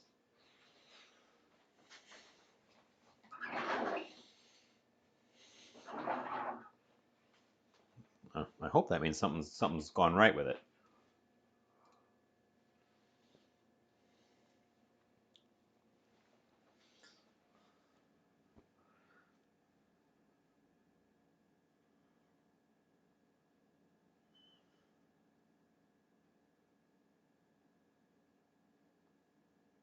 I'm just watching the timer tick down in silence, which is, I'm sure, very entertaining.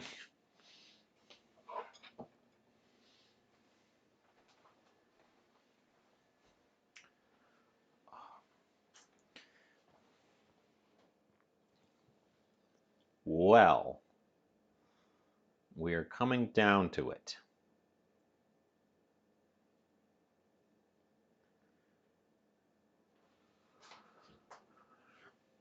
This didn't take as long as I thought it was going to either. We were over 2 hours, but still, 2 hours to make two pies while chit chatting and also do some side experiments. Like I had enough time. I could have made myself another meal. I could have made a stir fry. I was going to when I was just gonna make initially I was just gonna make the sweet pie, and then while it was baking, I was going to make something else for dinner. Um, I went looking for paneer because I made and I put it on my Twitter. Um, Stir fried spaghetti with paneer. And I didn't invent that myself. That came out of the great nation of India. Um, it was so good, and I was like, it's not. It doesn't take long enough, but I was like, I could do that. I could do that as a showpiece. Everyone was sold out of paneer, so then I would have to make my own paneer, which we've discussed.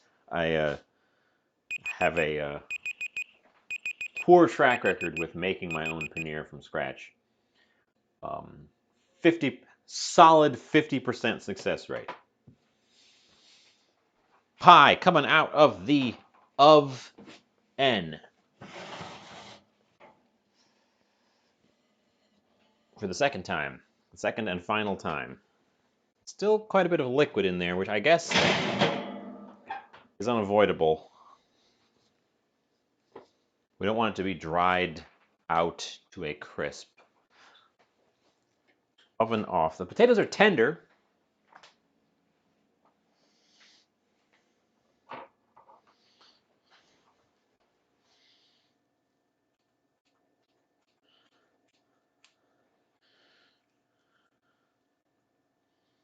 Some slightly wilty winter chives.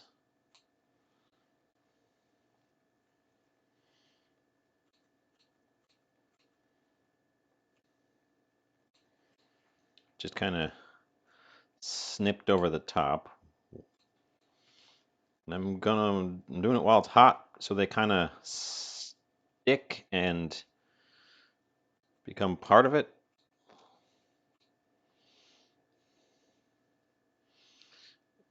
If you baked all this time with the chives, they would just have burned to a crisp. They're so delicate. Ta-da! This one is only supposed to have to cool for 10 minutes. The pecan pie is supposed to cool to room temperature. This guy should be servable and tasteable now. Well, not now, but in a couple of minutes. We're going to get it off of the stove top.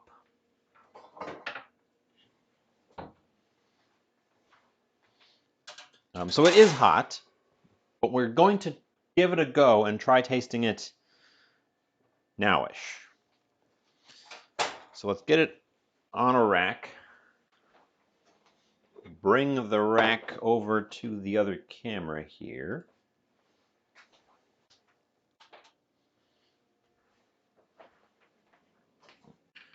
Ta-da.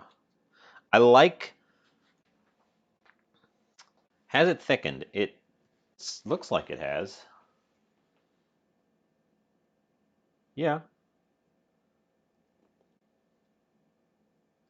It sure looks like it has. I quite like... I'm not sure it's picking it up super well on the camera. I left the skins on the potatoes, and they're red potatoes. For reference, red potatoes. Their little purple streaks in here, I think, make it look very attractive. The tricky bit is going to be getting a piece out of there because this is, as I pointed out several times at the beginning, not a pie plate. This is a cake round. So it's square-sided.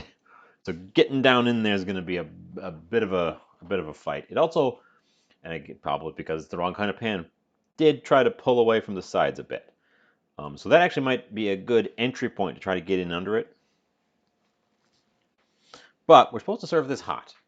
So all I have to do is let it cool down enough to set, and then we can get in there and get a piece out.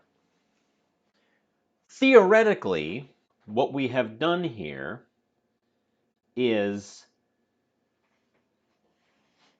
filled a pie with scalloped potatoes, because the potatoes, with the cream and the butter, did what they do. They've gratinated. Gratin potato, is that what they're called? Potato gratin is, yeah. So we've cooked the starches of the potatoes out into the liquid. Gorted, exactly. This is gorted. We've pulled the starches of potatoes have pulled out into the liquids and formed a thickened thing. So instead of little individual pieces of potato in there, they've kind of glued together into a mass, except for the ones at the top, which provide a decorative pattern instead.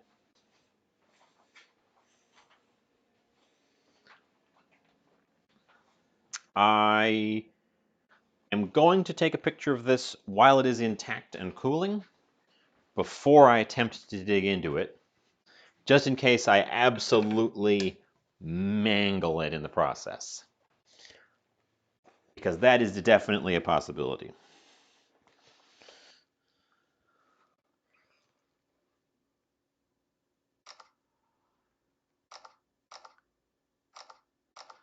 Someday, I'm gonna have to make my own pie crust and not just rely on the good graces of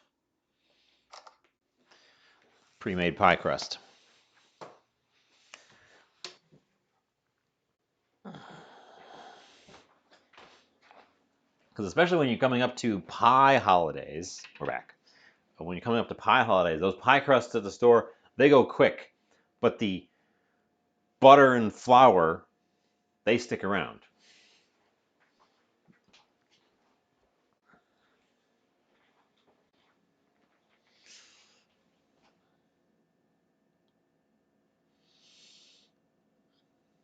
You're hot. This is actually one that it'd be nice if it gave me a target temperature for it. It doesn't. I suppose it's because there's no meat in it, nobody cares, but it'd give us a good idea of how set the interior is. Because hasn't been in there long enough. It was only in there for 40 minutes. It probably hasn't been in there long enough for the center to have gotten all the way up to oven temp, which was 350. Because there was still some bubbles, which means there was still something in there that was undergoing a phase change, which was taking heat and preventing it from going super, super high.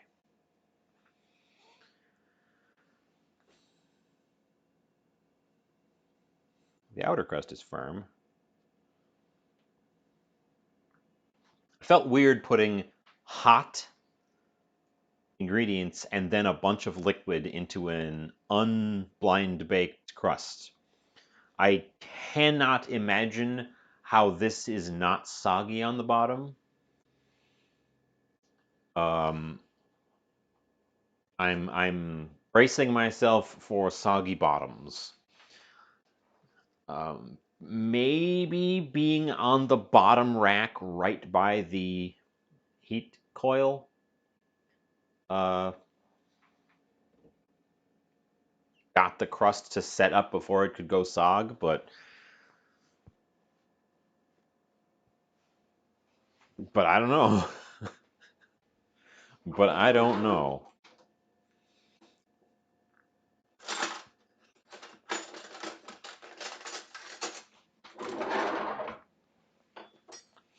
It smells great. It smells super good.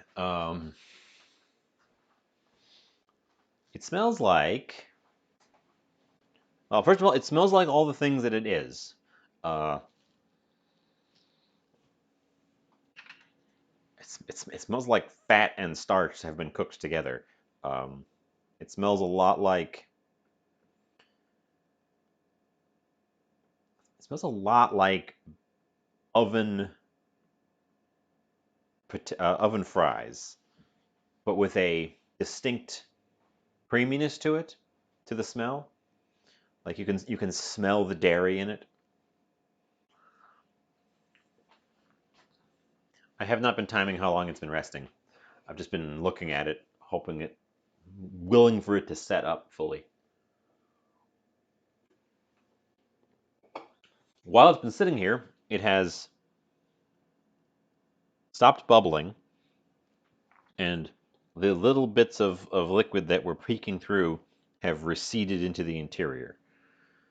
Um, and it is also no longer steaming. It is very pretty. It is very pretty. It's a very attractive pie. Is it still too hot to touch? It's still pretty hot, but I can touch the edges of the pan, so it's not screaming hot because I didn't scream when I touched it. That I believe is what screaming hot. Uh, that's not what screaming hot literally means. Um, you can tell it's screaming hot if you put your hand on it and you scream. Um,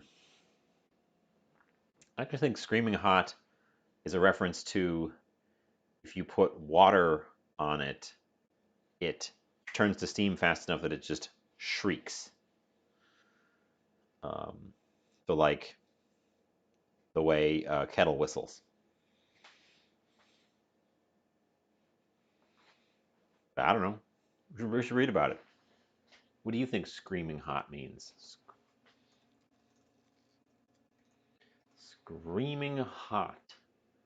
As hot as the steam from a kettle.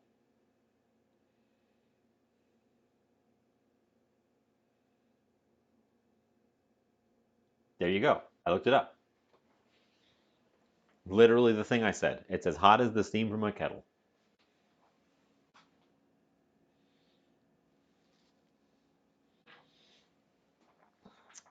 How long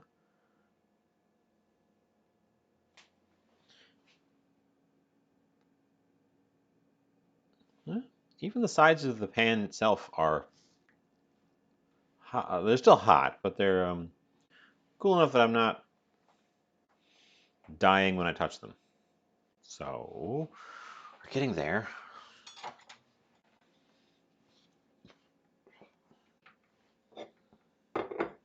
We're getting there. We're getting there. I know. I've got to actually dig in on this thing. I can't just sit around. How long has it been since I pulled it out? Like 7 minutes? My concern is I want to make sure it's cooled enough that when I cut it, it doesn't ooze. Um, that's my target. It will cool on the plate enough to eat. Um, I just want to make sure that it's given enough resting time to set before I cut it because I don't want a soup. That's that's my only concern.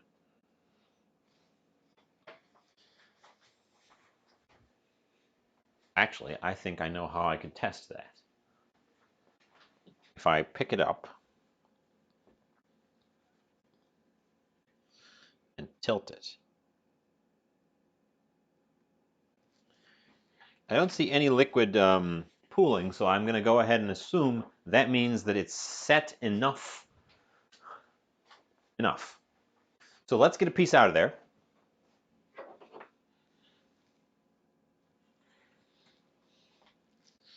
So let's get a piece out of there.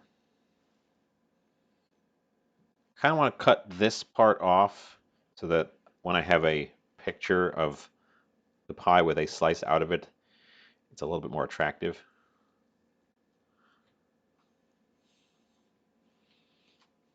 Oop.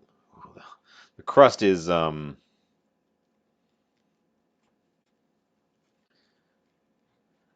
crust is a little delicate.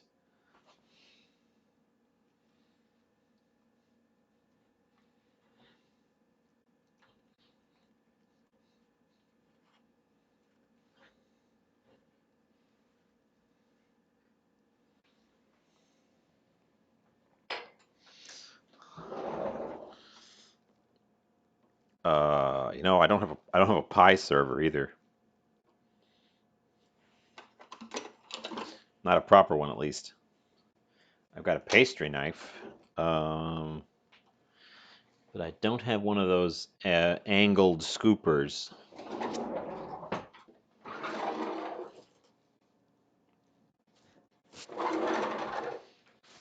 I'm looking through my stuff to see if I can get something else, because the crust is a little bit delicate. I'm not sure I can. Let's try a smaller.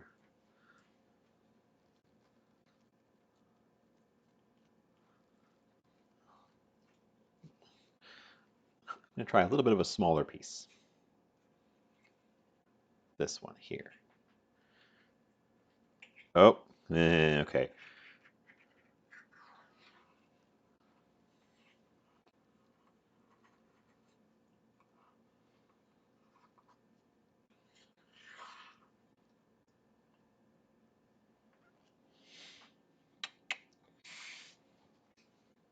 What we have here is a fall apart situation.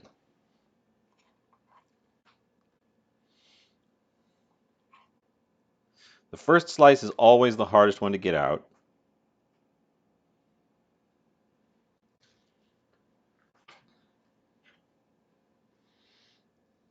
Yeah. made worse by the shape of this pan and the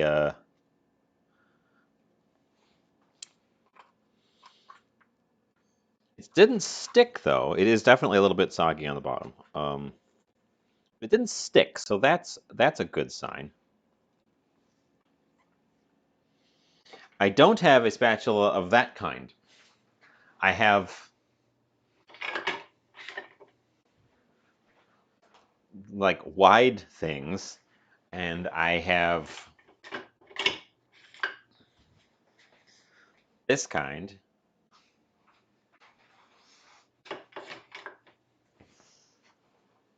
Okay, this one's a little bit of a mess. I think I might be able to get a second slice out for pictures a little bit later.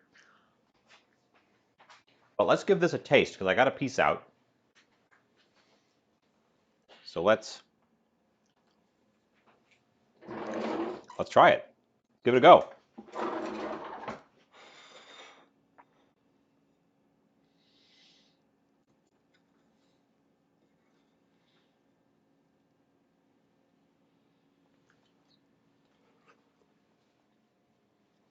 Mmm. Mmm. Mmm. Mmm. Mmm. Mmm.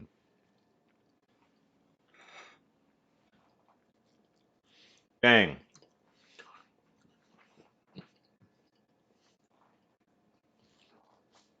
I'm glad I went for a thinner slice on my second cut there. That is rich. That'll stick to your ribs. It's really tasty. It's creamy and buttery and fatty and greasy. Um, Actually, it's not that greasy. I think the potatoes did a good job of actually picking up the bacon fat.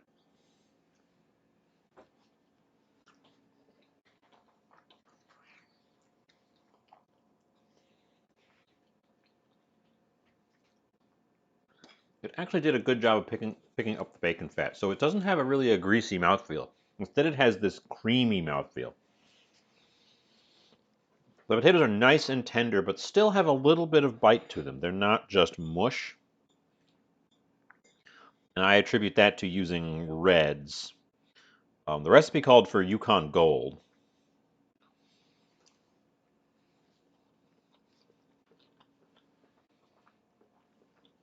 which would end up with a little bit of a softer result. But I think these are a good pick as well. Mm, it's very rich.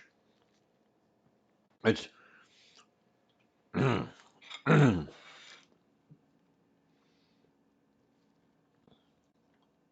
suppose I should expect it to be very rich, considering the amount of butter and cream and bacon I put in it.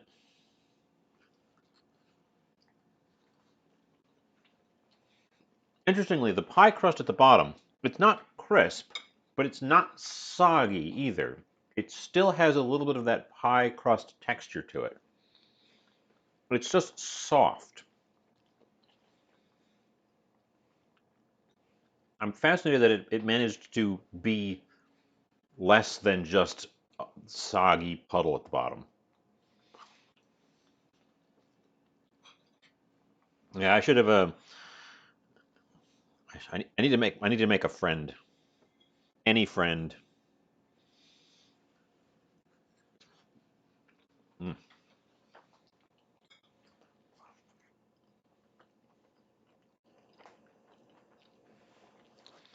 I obviously can't confirm this now, but it tastes like it will reheat well. So, yeah, put that off. It tastes like it will reheat well. It's very filling and hearty. This is a northerner's. This is a meal of the north. Starch and fat. It came together really well. I'm very impressed with the simplicity of this recipe, as well as the result. Um,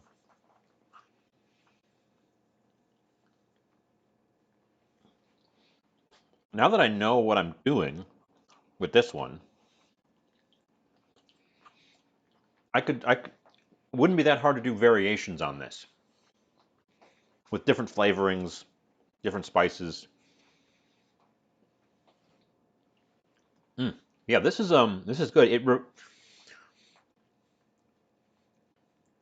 It reminds me of like a quiche crossed with scalloped potatoes. And I think the quiche is just because of the form factor, but the crust contributes to that a bit as well. This would be a good like depths of winter meal, or actually this time of year when there's not a lot of fresh vegetables, but you still got storage things like potatoes and onions and butter. Mm. All right, before I go, I wanted to give this pecan pie enough time. Ooh, the top has sunk in, and it's cool enough that I can touch the pan at the bottom. And only think, that's quite warm. I want to try to get a piece of pecan pie out for y'all.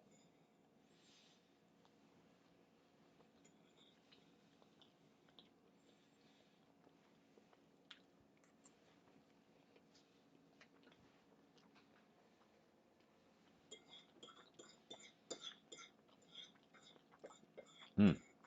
Mm. I don't normally sit and polish off the service piece, the demonstration piece like that, but this is really good. That was really tasty. I would make that again for guests.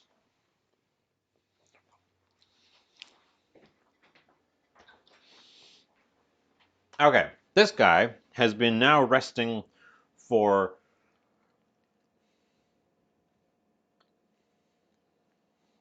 let's see, he came out 10 minutes ahead of that, and then there's 15 minutes there, and we just have to rest. So he's been resting for about 35 minutes probably. The top has sank in and kind of leveled off. It was a little bit puffed up when I started, and now it's level. It's also cool enough that I can touch the top and the sides of the pan. It's still a little bit hot right in the bottom center, but it's certainly not as hot as molten sugar. So I think I'm going to move this one away. I think I can get away with this.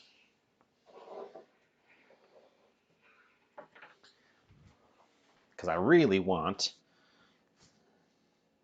to see if this worked with y'all.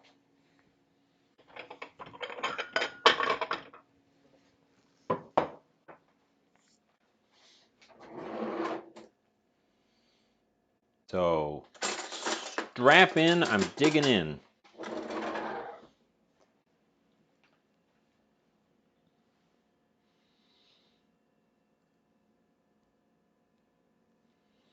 Okay, I made it through the bottom crust.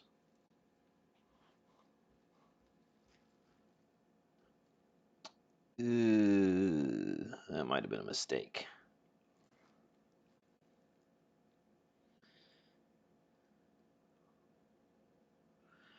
As soon as I poked into it like that, it started expressing a little bit of liquid right there.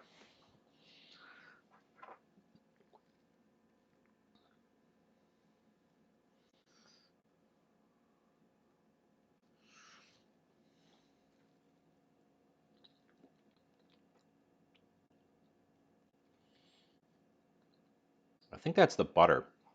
I think that's the butter is still melted. That's the issue. Um, to avoid causing any more trouble, I am not going to continue cutting. Um, So sorry about that. I am actually going to have to wait for this to cool fully. Um, darn. Well, I guess that means it'll be shareable in the future. Oh, an ad is rolling up, which is awkward because I'm just about to raid us off. Um,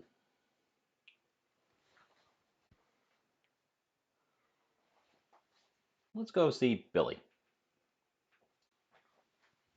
We talked about Billy earlier. Now we're going to go say hi to Billy.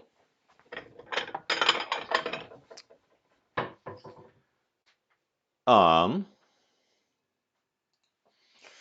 well, thank you all for hanging out. Unfortunately, that pie needs to set up the rest of the way, so I have not had a chance to taste it. Boy, I need a haircut. Um, yet, but it looks good. So I think we're probably in the clear with it. Um, ah, potato skin. Uh, thanks to. Mm, mm, I hate this.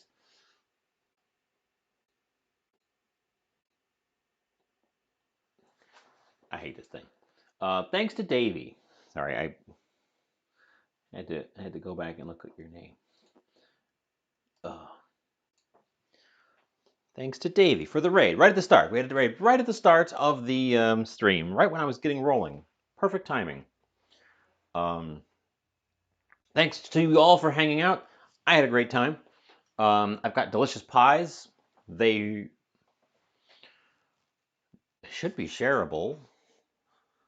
I can't imagine that they're going to go bad by the time I see people.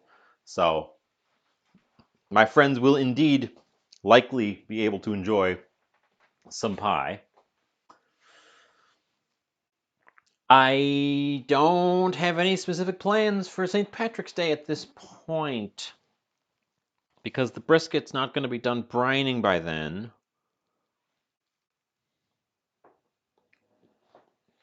So I guess stay tuned for more of the things I do around here.